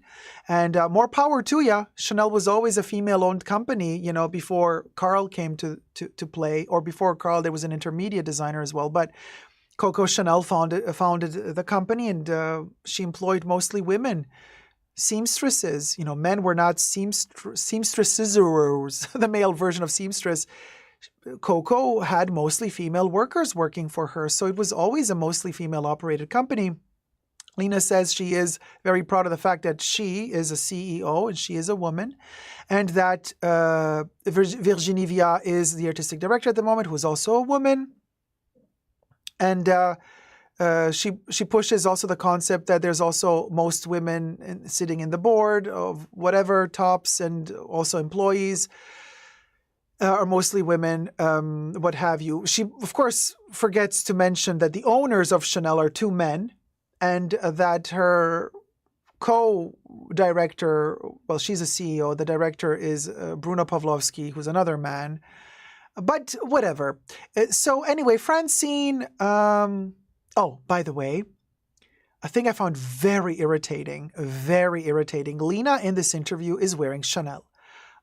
What else would she be wearing? I don't think she would be wearing Louis Vuitton. She's wearing Chanel, and it is one of those sequined jackets. Now, in the interview, she's mic'd up, right? So she has I believe the jacket is haute couture. What else is she? I don't think she's going to wear pret-à-porter. I think pret-à-porter is beneath her, but who knows? Lena, my dear, what did you say? You said how amazing the fashion is, how Chanel is working towards, inspiring women, making women feel like they can achieve anything in their life. Francine, my dear, what a missed opportunity. Why didn't you jump in when she said that to ask her, really, empowering women? How are you exactly empowering women if almost no women can afford to buy anything from Chanel these days? And your price increases keep going up. So how are you empowering women? Francine misses that opportunity, of course. She does not ask her that. But again, back to Lena's jacket. She's wearing a sequins jacket, and she's talking about how comfortable Chanel clothes are. While she's talking about how comfortable Chanel clothes are, all I hear is the sequins under her armpit as she's talking and moving, doing that, when sequins rub against each other, that noise that they're making. Every time I hear it, I go like, oh my God, she's damaging the sequins. Oh my, the noise that the sequins are making, rubbing against each other, terrible. And all I hear is that in the interview while she's talking about how amazing Chanel fashion is and how comfortable and revolutionary. And I'm like, oh boy, I hear those sequins popping. I hear those sequins popping as you're talking. Way to go, Chanel seamstresses. And Lena keeps repeating how everything at Chanel is done by hand. Pardon me? Everything at Chanel is done by hand? And I'm just waiting for Francine to counter that statement. But Francine never count. I'm like, Francine, did you do your homework? Do you even know what Chanel is? Francine is interviewing. I have the feeling that like a bubblehead is interviewing her. Like, I'm like, wait, did you have a contract? Like, what? Did Chanel tell you you're going to get a cool little jacket for free from us? Ask these questions? Like, I don't, allegedly, of course, I'm just speculating, because like, why would you be so easy on her? Okay, so in other words, when Lena says we make everything by hands, I'm like, by hand, I'm like, wait, is Lena? Because she comes from HR, Unilever. She doesn't come from fashion. She doesn't come from high fashion. She doesn't come from haute couture. She doesn't even speak French. She said in the interview that she has French courses every week to learn French. I'm like, maybe, Lena, you're not aware of what Chanel is all about? Because the way you're talking, Lena, it's as if you're only talking about haute couture, of which it should be technically all made by hand. But dear Lena, do you not know that Chanel also does pret-à-porter and makeup and perfumes? Do you not know that they're actually not made by hand? But a lot of it is machine made. Your Timeless Classic Double Flap has some parts of it made by hand, but most of it is made by machine. Do you not know that, Lena? Then she talks about that jacket that keeps making that terrible noise on the microphone. And she says, like, this jacket, handmade, it took over 100 hours to make. I'm like, Yes, and you're taking 5 minutes to destroy it as you're rubbing the sequins under the armpits because it's not comfortable to wear. Maybe, allegedly. So then, friends, and I'm thinking, Francine, are you going to finally step up your game, girl? Because this interview is like 30 minutes long or 26 minutes long. Like, are you going to finally ask a question that come on, Francine. Thumb up the video if you're enjoying it.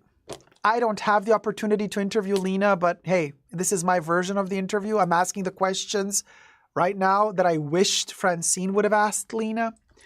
So then Francine touches base on the prices, on the high prices of Chanel. And at that point, I think to myself, oh, maybe Francine is finally going to redeem herself, and Francine is finally going to touch base on the ever-increasing Chanel prices. But no, Francine disappoints me yet again because she tried ever so gently, almost as if she were apologetic about the question. Okay, Francine asked this question like, the prices of Chanel are like high. And Lena says, yes, our prices, but we do everything by hand. She's saying this to justify their high prices. We do everything by hand, and our prices follow the inflation of the world, yes. And we only work with the finest raw materials of the highest quality. That costs a lot of money. And there I think to myself, Francine, girl, here's your moment. Jump in and say, really? Of the highest quality? How about all of the complaints that Chanel has been having in the returns of all their bags, the leather peeling, poor quality of raw materials? Many customers have been complaining about the quality in recent years. How do you address that if you in this interview are telling me that you're only working with the highest quality, and you're using that as a justification for the high prices, also using inflation as a justification for the higher prices, also using the excuse of you're doing everything by hand, and then you use your haute couture jacket as an example, while Chanel also produces prêt-à-porter, which is not all done by hand, and you're also using the stupidest of all excuses, the global harmonization of prices. She says, we've committed already back in 2015 to global harmonization of prices, so we promise our clients that the prices from country to country are going to be almost the same. And I'm like, Francine, you didn't jump on to talk about the quality being lackluster, allegedly? Why didn't you ask about the quality complaints by customers? And now she's talking about price harmonization, having prices across the board almost equal in all around the world. Why didn't you do your research, Francine? Why didn't you jump in there to ask Lena, really? Price harmonization across the world? So could you please explain to me then, in that case, why certain perfumes, like the Les Eaux range, has same prices in America and in Europe, plus tax in America, and yet you have decided somehow to price your Les Exclusives fragrances over $100 higher than they are in Europe? Where's the logic there, Lena? Where's the price harmonization there, Lena? Your sunglasses, same issue. They're hundreds of dollars in some cases, several $100s more expensive in America than they are in Europe, while your fashion items from the fashion boutiques, minus the sunglasses, have more or less the same price, minus the tax in America. Where's the logic there, Lena? But Francine probably never did her research there either, so she didn't ask that question. When it comes to the quality, Lena says highest quality standards used to make the bags. I'm like, yeah, well, what about the quality issues that people have been complaining about a lot lately? Francine does not ask that question. Lena then goes on to say she likes to empower women and hopes to leave a legacy behind her that will inspire other generations to come. She's a trailblazer, in other words. I'm like, a trailblazer of what? I love the fact that a woman is CEO. Love it. Love the fact that the lady is Indian. Love it. India has a wonderful culture and heritage and history where women have been struggling a lot, and more power to her. Really, more power to her. But please, Lena, do not give me the HR talk in an interview. And that's exactly what Lena delivered. She comes from HR, and this interview was HR. It literally felt like Lena was giving answers to questions from an HR person, and Lena was answering as a person that is applying for a job and giving all the most humbling and perfectly studied, calculated, perfectly packaged, PR-ready, HR-friendly answers to every single question. And every single question was also perfectly packaged for her to make it so easy for her to answer. At a certain point, Lena is praised by Francine for having, for being a part of Chanel's attempts at investing millions of dollars or euro. I think they said 120 million they're investing in projects around the world, I believe they said, or did they say France? I think around the world to, do courses for people to, learn the handiwork, I guess, how to make stuff. Future employees of Chanel, maybe? Great investment. But hey, yeah, educate people. Teach them a profession. Why not? I'm all for that. So Chanel is investing. Also commendable, beautiful, but still, how are you empowering your clients, your women? Because Francine delicately touches base on this and says, okay, a woman artistic director at the moment, a woman CEO, you sell clothes to women. And you're empowering them with also your program to educate reading. So you're also doing videos about reading, when all the rich women meet at the round table with Kaziragi and Penelope Cruz and all, Kristen Stewart. Well, all of them sit around a table, all these rich women sitting around a table reading poems.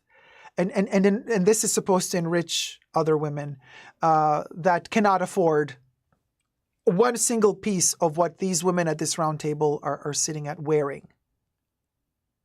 Lena, your vision of your company, maybe it's not your personal vision, but the vision of your company is of exclusivity, not inclusivity. So don't play that card with us. It don't fly.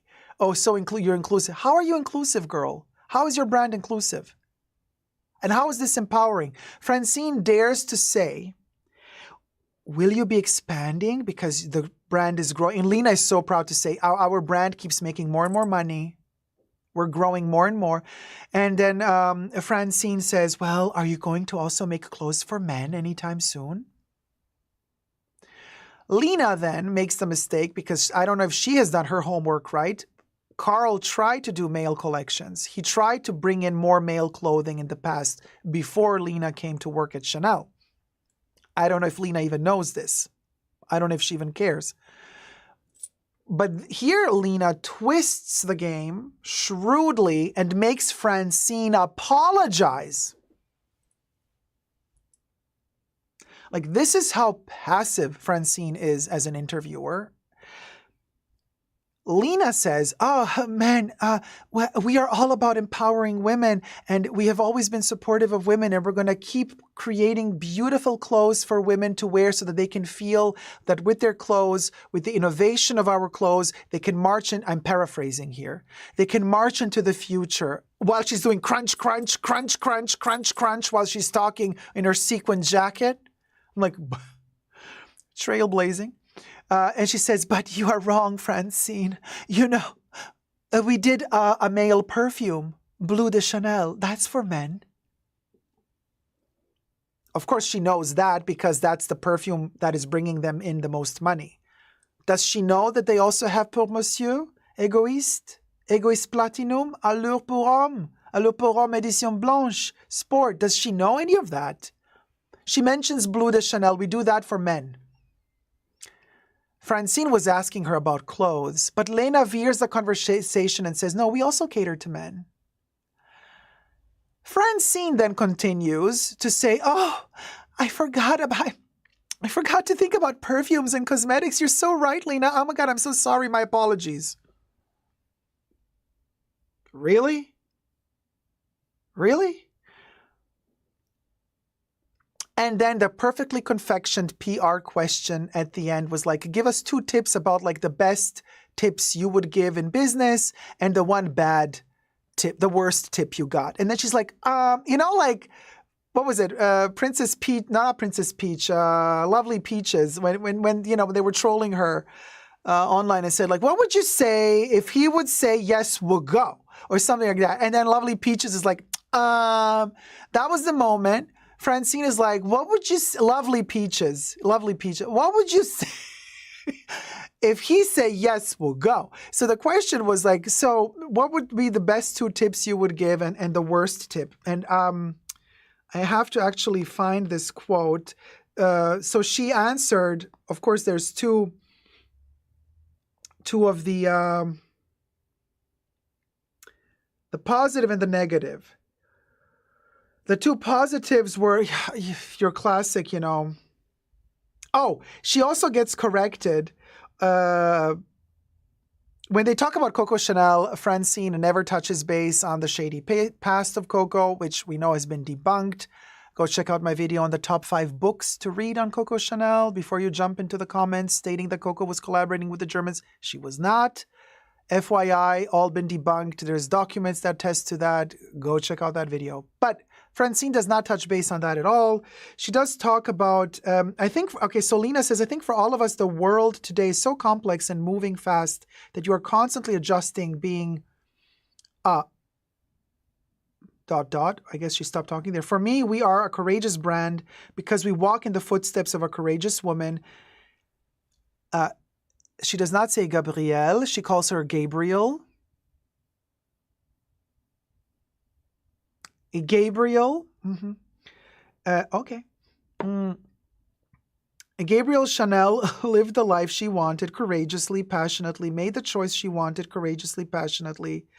One of her values is audacity. For me, audacity is so important because Francine asked Lena about risk-taking. And then Lena, again, very HR of her and very PR of her, she says, I don't like the word risk-taking. More elegant would be to say audacious. Instead of risk-taking, I say audacity, to have the audacity. For me, audacity is so important. You call it risk-taking. I call it audacity. Francine then says, oh, I prefer audacity. I like it too. I prefer audacity. It had a certain cachet that I'm sure Gabrielle Chanel would have loved. But have you learned about yourself as chief executive? You were in charge of HR for Unilever, a massive company, 100,000 employees. Is it different being in charge of a company than being in charge of HR? And then she explains the difference, which I told you at the beginning. Best piece of advice and worst piece of advice you have ever been given. Lena says, best piece of advice, I'm going to do 2. One is fall in love with the job you have. Don't wait for the perfect job. Listen to Lena. She is being HR here. This is HR.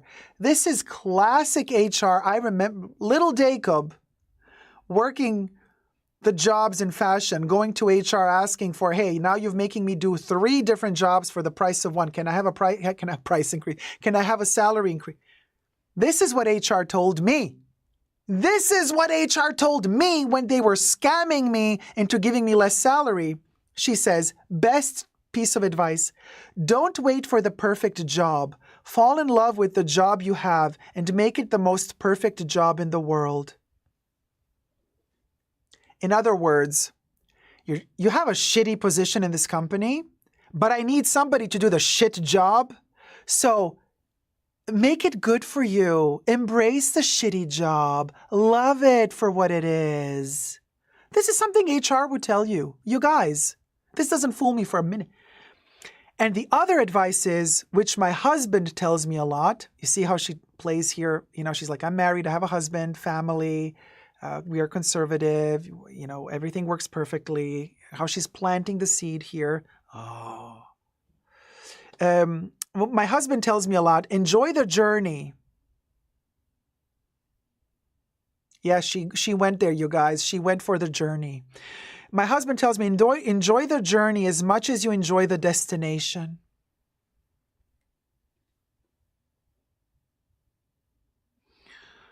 I'm getting a headache just reading this. We are always in a hurry to get somewhere. You get promoted thinking of the next promotion. No, don't think about the next promotion. Just enjoy. Enjoy where you are now, which is basically the same tip, but she's rehashing it, putting it into the second tip, repeating. Again, stay in your place.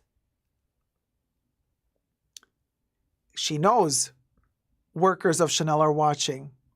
She's kind of doing the job of HR here as well in this interview, isn't she, a little bit? Because if you're watching and you're working for Chanel and you hear her say that, she's indirectly telling you, workers of Chanel, stay in your little position. Do not think you're going to grow. Don't. Enjoy where you are.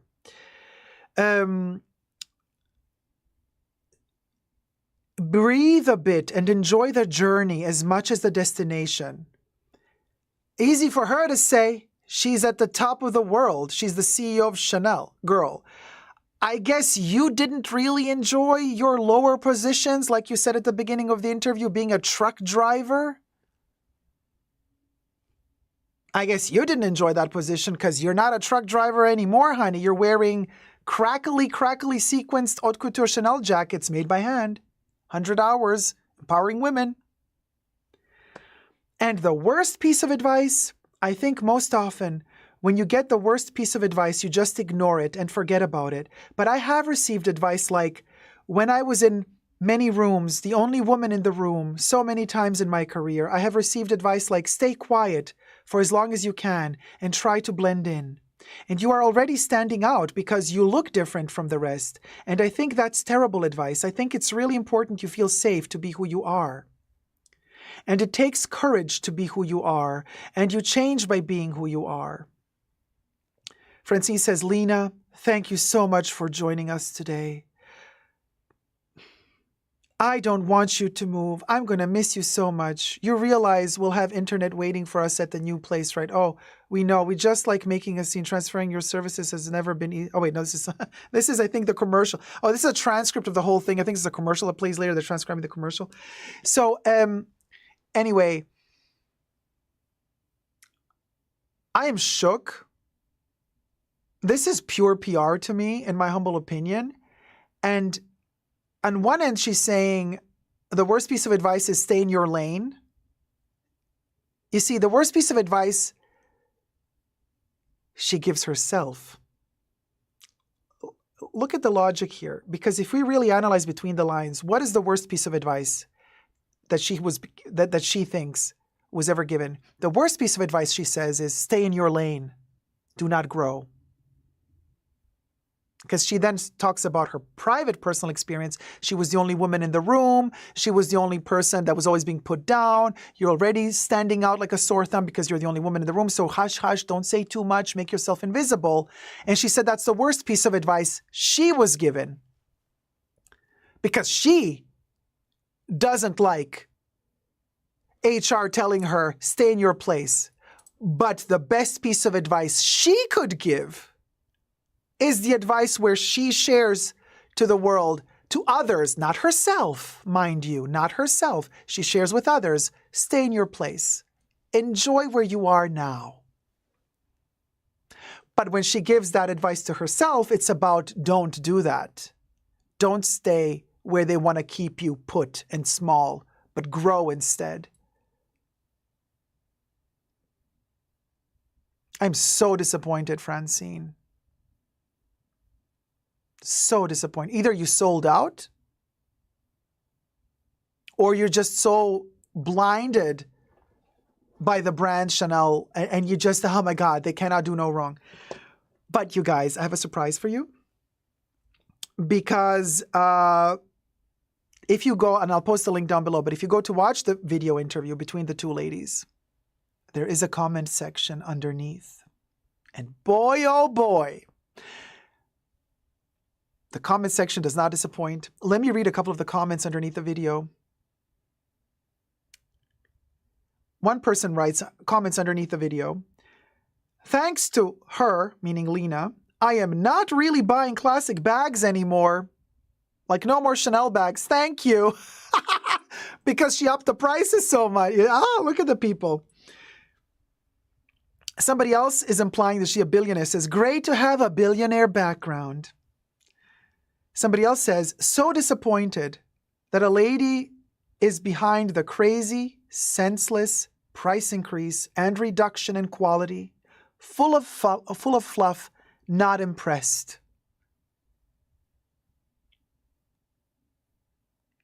Somebody else says, and Chanel has also more than doubled their prices, honey. Like, why not ask the question about that? Somebody else is asking, could someone please inform me how much you have to earn to be able to buy the Chanel bag? What type of woman nowadays can buy the bag? What is the percentage of the strong, independent women, hard workers who can buy the bag? This general talks are not inspiring, not moving, zero creativity. Also, the collection is frozen in the past 4 years. Talking about Coco nowadays, have we moved forward at all? What is the vision of a woman today? What is the vision of a woman today? What about blending family and career women? Today, a woman wants to have it all, not just to be independent. 99% of the bags are bought by the husband or the lover. That is the independent Chanel woman nowadays. How visionary. These are the comments underneath that video. People are not dumb. I'm telling you guys, I've been telling you this for over a year now. Consumers are waking the F up. We're not buying this bullshit anymore. We're not drinking the Kool-Aid anymore. We are waking up. These are my people. I'm so happy that people are waking up and realizing this and that are commenting like this to interviews like these. Having it all is an illusion, says another person. Somebody else says, in 2024, luxury is changing. I think she didn't talk enough about quality. Can you charge over $10,000 for a bag that has quality issues? I am not impressed. I see videos on YouTube and see the store almost empty, and I wonder. Somebody else says, actually, one of my viewers here, I see, it's the same name. Oh yeah, okay, I see what you did there. Funny, take it to the future with those prices. How sad. If the price and economy keeps going, I don't see a future for Chanel. And so on, and so on, and so on. People are waking up. Yes, there are, to be fair, also comments underneath this video, this interview, that are positive, that are saying, oh my gosh, Lena, you're such an inspiration. I love you. There are those comments as well. There are the positive comments as well. But there are people who also read between the lines. Read between the lines. Claire Bear says, I do find it highly offensive in my chats here now, that because my salary does not allow me to afford Chanel does not mean I am not strong, nor independent, or hardworking. There you go.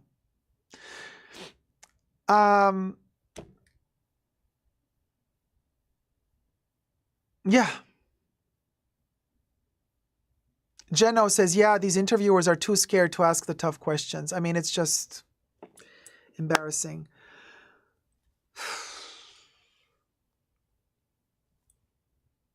You see, I made this video because I wanted, like, I'm so frustrated by the falseness of it all, alleged falseness, in my opinion, falseness. And it's like I want to rectify the way that interview went by making this video. And in my world, those are the questions I would have asked Lena. I'm correcting what I think Francine did wrong. You know what I mean? And I want to, anyway. Don't shoot the messenger. I'm just trying to make us think, open our eyes. Critical thinking is important, you guys. I don't know how else to put it, you know. But it just saddens me. I love that one comment of that one lady that said, wow, like the fact that a woman is at the top of Chanel and is yanking up those prices to make it more difficult for other women to afford those beautiful clothes that Lena says are all made by hand. I guess just like Orson Welles, George Orwell once said, all animals are equal, but some animals are more equal than others. Thank you so much for watching. Leave me your thoughts and prayers down below. And until next time, as hard as it gets every day, with every passing day it gets harder, never give up on love. Subscribe, thumb up the video. Bye.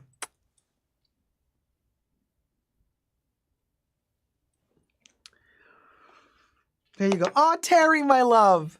Oh, Teresa's still in the house. Terry, I thought you went to sleep already. Oh, man. I'm so sorry I'm keeping you up, because I know Terry really likes to watch the live stream, but you're super tired, sweetie. Go sleep.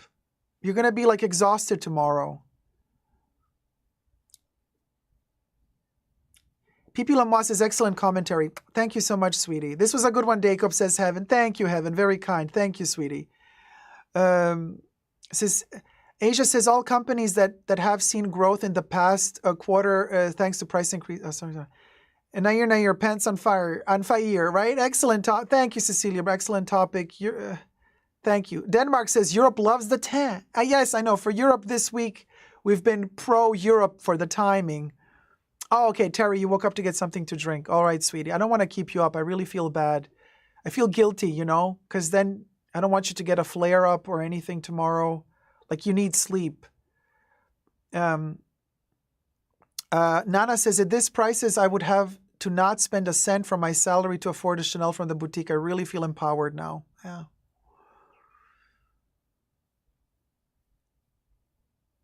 I still love the brand. I'm always going to love it. They make some beautiful products. Don't get me wrong, you guys. I love their perfumes. I love their costume jewelry. I love their jewelry. I love their camellias. Their handmade stuff is amazing. But they also have a lot of problems, in my humble opinion. And a lot of their products have quality issues, in my opinion. And their pricing strategy, in my opinion, is terrible, even though they keep saying, oh, Asia, hey, ciao from Italia. Ciao, bella, come stai? Hey, love, Joy, love, C, Corinne. Oh, hi, Dacob, and everyone. Surprised to see this live show at this hour. Hey, sweetie. Hello. Andrew Bethesda. How's it going, sweetie? I hope she makes Dacob a CD to say, she'll never. Especially after this video. She's going to have me. She's going to hate me forever or whatever. Maybe she won't, but let her do whatever she wants to do. I wish her all the luck in the world and health. So she said the price increases are justified by inflation, because they use only the best raw materials and they cost more and more, because of their commitment to harmonizing prices worldwide. And they want to pay people fairly, allegedly, right? So they're like, yeah, that's what you get, best raw materials, but this, but I'm like, girl, enough already with the bullshit. Like, come on. No. I'm sorry. Hermès uses better quality materials than Chanel does, and they did not have to do such terrible price increases like Chanel did. So no. And certain products of yours keep going up in price, others don't. Please. And the price harmonization is also bull, because it's not true that you have the same prices worldwide. Certain products have similar prices, others have really disparaging prices. So come on. Asia A says sales associates are not paid enough. There you go. You said it. I'm just reading it.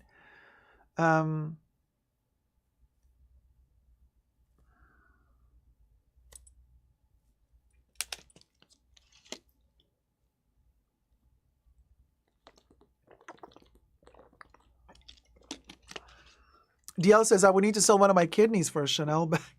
I mean, it's getting to that point. I don't know what they're thinking. Dacob, I've noticed that Louis Vuitton made a price decrease from the Empreinte leather Neverfull in the new navy colorway. The navy is 70 pounds cheaper than the other colors. Might be just in the UK, though. Possibly, A. But we've also been... Hello, A, by the way. We've also been talking about this in the past couple of weeks, months actually where we have examples of certain luxury brands decreasing their prices, Prada being one of them, Burberry being one of them, where they secretly, all of a sudden the price is lower for a product overnight because they've outpriced themselves out of the market. So more and more luxury brands are doing this. And we're not talking sale, we're talking standard prices now lower.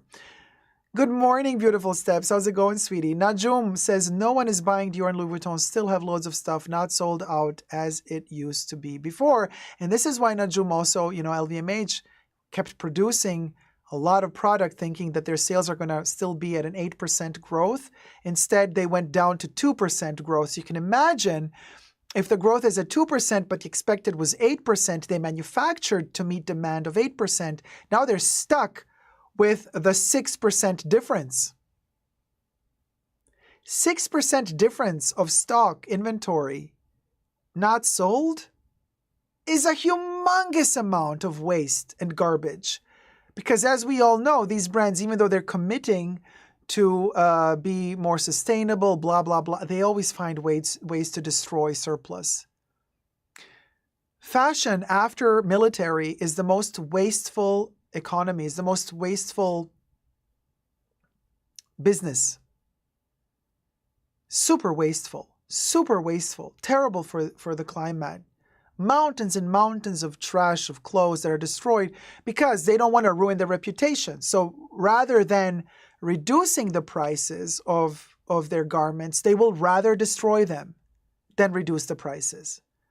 Now, I know that Europe is kind of, laws are being made. I'm not so clear on how are they going to be implemented, when are they going to be fully implemented. But Europe is trying to push through a law to avoid destruction of surplus of goods. But there's always loopholes, you guys. There's always ways to find your way around the law, So I don't know really what's happening, at least in Europe, in terms of how the brands are allowed to destroy or not certain things. Andrew says Gucci has also has a severe decrease in wallet and small leather goods, and the sales associate told me because of Alessandro Michele leaving, they are launching a new collection with a new artistic director or creative director, so stay tuned. Oh, I see. Well, la-di-da. Their sales have dropped, so that's why their prices have dropped. I mean, it's very simple. Honey, if people are not buying, you got to go down with the price or you got to close the store. Nana, welcome to Tier 1, sweetie. Thank you so much. Welcome, welcome. Always disgusting to hear that, says Evatrice. Yeah, very, very, very, very, not sustainable, the luxury businesses and industry. The fashion industry is very, very, very wasteful. Very wasteful. Amelia Jeweler says we should start a page for poor Bernard, a GoFundMe for Bernard Arnault. Yes, because that billionaire is now struggling. Let's save the billion. Do you remember when a year ago? When Kylie Jenner's fans started a GoFundMe for Kylie Jenner to keep her a billion. Was that alleged? Did that really happen? When they were working to make her become a billionaire, they're like, come on, let's go donate to Kylie to make her become a billionaire or something like that. Oh my God, that was so cringe. I couldn't believe my eyes when I saw that. Jacqueline McKinney at Kate, I just want to know because I rarely catch the start of the live stream. Oh, what happened? Oh, we started 4 hours ago almost. Andrew says, I know my immediate response was the wallet types are down to 10 because you increased prices way too much. No one is buying, and now you have to relaunch cheaper goods as new designs. Period, Andrew. Period. Mic drop. Zach says, and since it's kind of my work, yes, Zach, since it's kind of your work, yes, tell us what. Asia says, also with today's prices and fast trends, who can afford every trending bag over 3 to 4K being launched every couple of weeks? Nobody. I can't. Mahora says, Jenner is struggling too, allegedly. Her companies are flopping. Quel dommage. Quel dommage. Oh, Zach. Interesting. Zach says, the Cayman Islands were removed from jurisdiction list. So Zach, what does that mean? If they are removed from the jurisdiction list, does that mean that if you send your money to the Cayman Islands, you are legally not obliged to pay taxes? Is that what jurisdiction list removal enthralls and implies? Andrew says also Trailer Swift. Trailer Swift, who takes a private jet for a trip that takes 30 minutes drive, infuriates me. Yes, that's been happening allegedly too, right? Yes. So Zach says yes, it's now legal. So Cayman Islands are no longer on the jurisdiction list for taxes or tax evasion or having to respond to Europe for tax results and what money transfers are happening. So since the Cayman Islands have been removed from the jurisdiction, bam. Hi, Dev. Hi, everyone in Dacob. Newcomer here, and I heard about you from Rich Mitch. Well, send my love to Rich Mitch, and thank you, Rich Mitch, for recommending me to you, Dev. Welcome to the live stream and to the chats. Kari has been a member for 16 months, tier 2. Thank you for the super chat. Who's going to donate for my Chanel baglet? Right, Kari? If I only knew, honey. It's a mystery. Trailer Swift, baby. Jacqueline McKinney. Dacob, thank you. Thank you too, sweetie. Girl, says PP. It's now legal, says Zach. It's now legal to send your money to the Cayman Islands, and nobody asks a question. Ask yourself why the politicians made these new laws. Who paid the politician to push through the law to take the Cayman Islands off of the jurisdiction of tax evasion? Why would it be in their interest to do so? Are they going to be sending money themselves to the Cayman Islands? Who gave them that money to send to the Cayman Islands? Who gave the money to the politicians to send to the Cayman Islands? Corruption is healthy, you guys, and strong in our society today.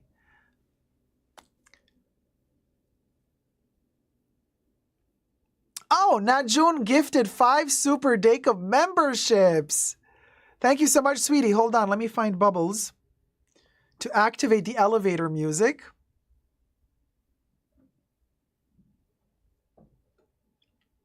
Hold on, y'all.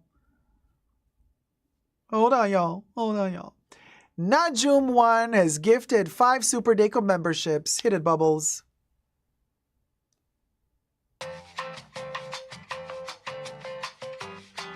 Jacqueline McKinney was gifted a membership by Najum1. DL Pike was gifted a membership by Najum1. Little Mina mom. You know how Mina loves to use her hand.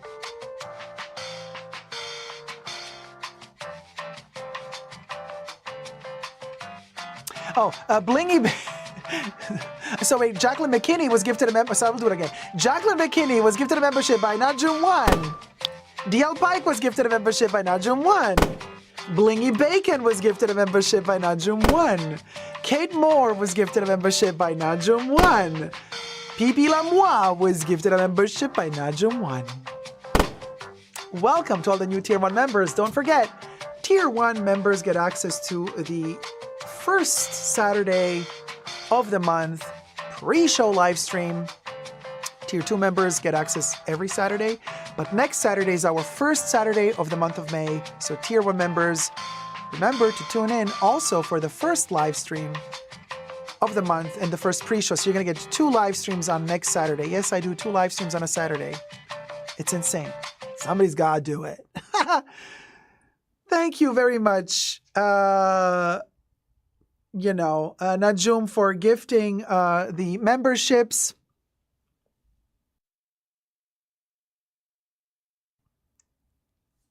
And Jacqueline McKinney says, thank you so much for membership, made my day. You now get to use your emojis, Dev says to heaven, yeah, but I'm short. So all his stuff makes me look like someone's little bro. Whose stuff? Wait, hold on. Let me scroll up. Let me scroll up in the chats.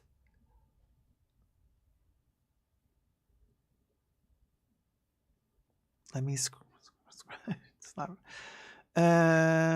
Dev says, I don't actually know much about fashion other than Yoji is king and all my money goes to Yoji Yamamoto. And then heaven, what did heaven say? No. After Dev, Kevin said, oh, Dev, good taste. Yeah, but I'm also short.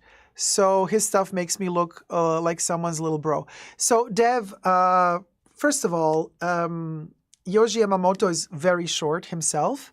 He loves to wear very baggy clothes himself, which he designs himself. Most of my wardrobe is Yoji as well.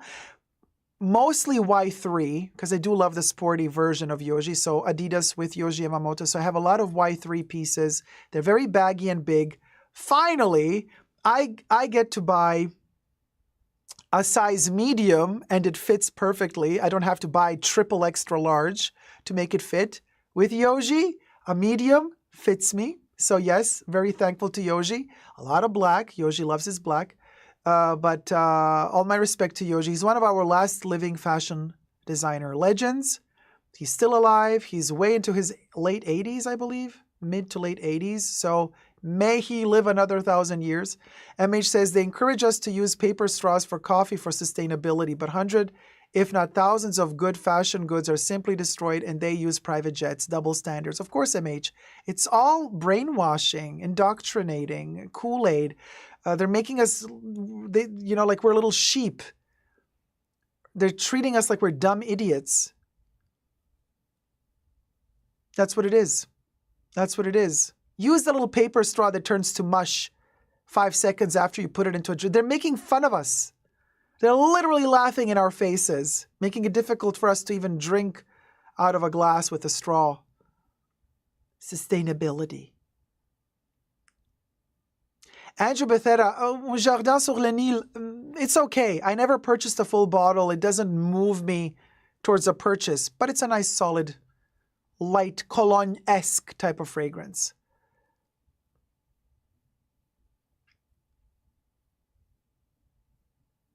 But it's okay. Dev says, oh, that's awesome, Dacob. I mostly buy his diffusion labels site, which is only hundreds of dollars new instead of thousands. Yes, well, Y3 is also on the more affordable level.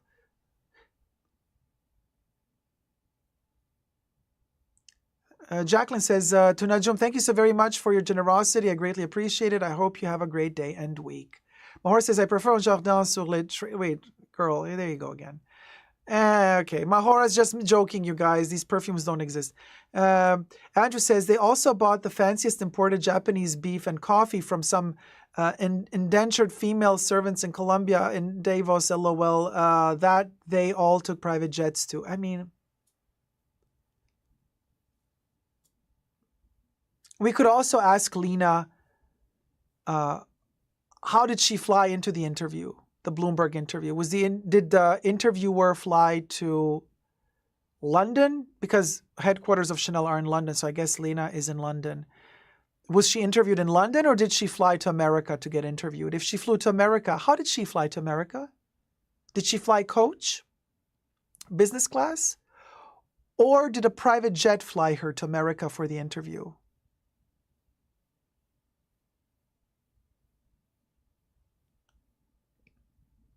I guess we'll never know.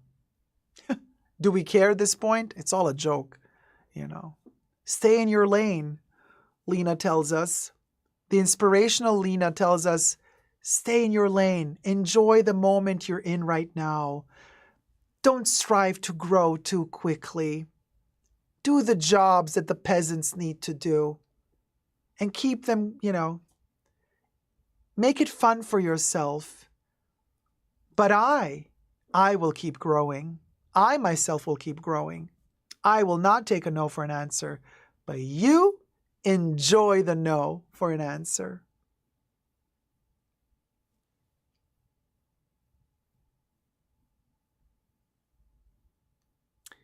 There you go. There you go. And just like that, I want to thank the mods for keeping us safe today. It's been a bumpy ride. It's been one of those live streams that had a lot of ups and downs, very cathartic, I want to say. Again, we've started in one place and we've ended on a totally different place in our life 4 hours in. Thank you, mods. Especially today, you had a lot of work. And hit it, Bubbles. A special thanks to the mods in the fashion bunker. Thanks to Debbie, Jesus, Creation, Nicole, Kevs, and Gloria. Bubbles loves you.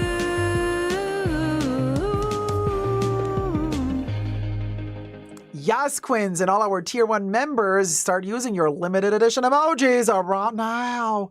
And to Dev, I want to say I love Mitsuko. I actually reviewed Mitsuko on my perfume channel, Essentially Dacob. So if you don't know my perfume channel, go check it out. Subscribe over there, and you can watch my review of Guerlain's Mitsuko over there.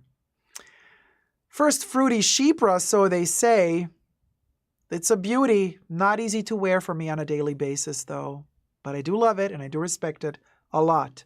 Liz Claiborne is the 80s version of Mitsuko. Did you know that? Go check out Liz Claiborne. Another review I've done. It's a cheapie nowadays, but boy, do I love Liz Claiborne. And with that said, we'll go is next. Terry knows on it. Debbie knows. Yana Clark knows. There you go. We'll go is next. Hit it, Bubbles. Would go, would go, would go, would go, would go.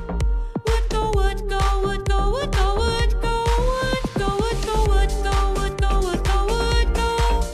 Would go, would go, would go, would go, would go, would go, would go, would go. Yes, hardcore. Let's go rock and roll. No, this is not a weird sign of supremacy or any weird sign of, what else do they call it? Of Illuminati. I'm just doing the funny thing that the rockers do and just letting you know. We'll go. Yes.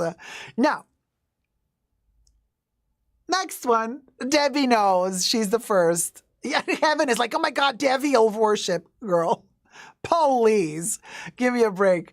Living Ferret is next. Hit it, Bublé. I'm living ferret, living ferret, living ferret, living ferret, living ferret, living ferret.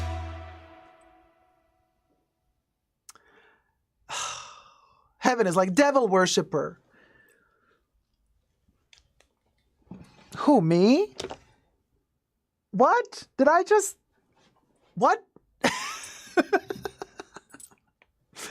Anyway, moving on. Dying Ferret is next. Hit it, Bubbles. Dying ferret, dying ferret, dying ferret, dying ferret, dying ferret. Can you believe? We've been places. Evan, sarcasm.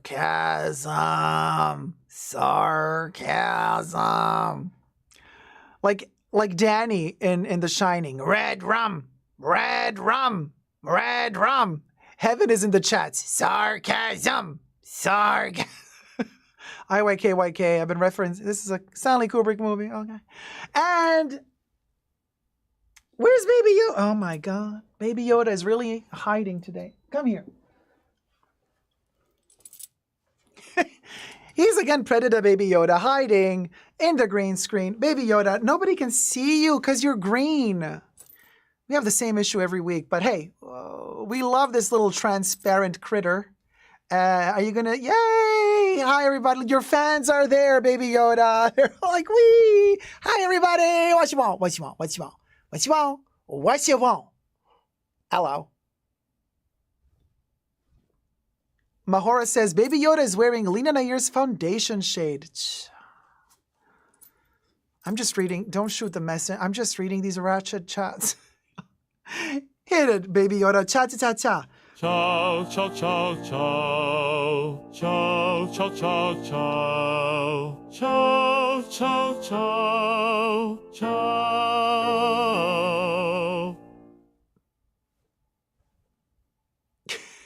And off he goes. There you go. Baby Yoda has given us his blessing. He's given us his blessing, and now we can all proceed with the rest of our weekends. So for Europe, enjoy the rest of your afternoon this Sunday and evening. Whatever's left of your weekend, enjoy. And I'm wishing you a wonderful beginning of next week Also, for whoever celebrates the 1st of May, enjoy the workforce and Labor Day moment on the 1st of May, everybody. And then I shall see you all on Wednesday for the next live stream. Enjoy the last days of April while you're at it. Yeah, so weekend, last weekend of April, beginning of a new week, 1st of May. There's a lot of things to enjoy. So I'm wishing you all the best for the beginning of the new week, and I shall see you all on Wednesday, hopefully, if everything goes right, if technicalities go right, if I don't get a headache, yada, yada, you know how it goes. And until next time, and never forget, my loves, to never give up on love. Love you loads. Thank you for being so supportive and patient, for listening and being kind to each other and being super, super cool in the chats with each other. Fabulosity is not a given. It's a taken. Love you loads. Bye.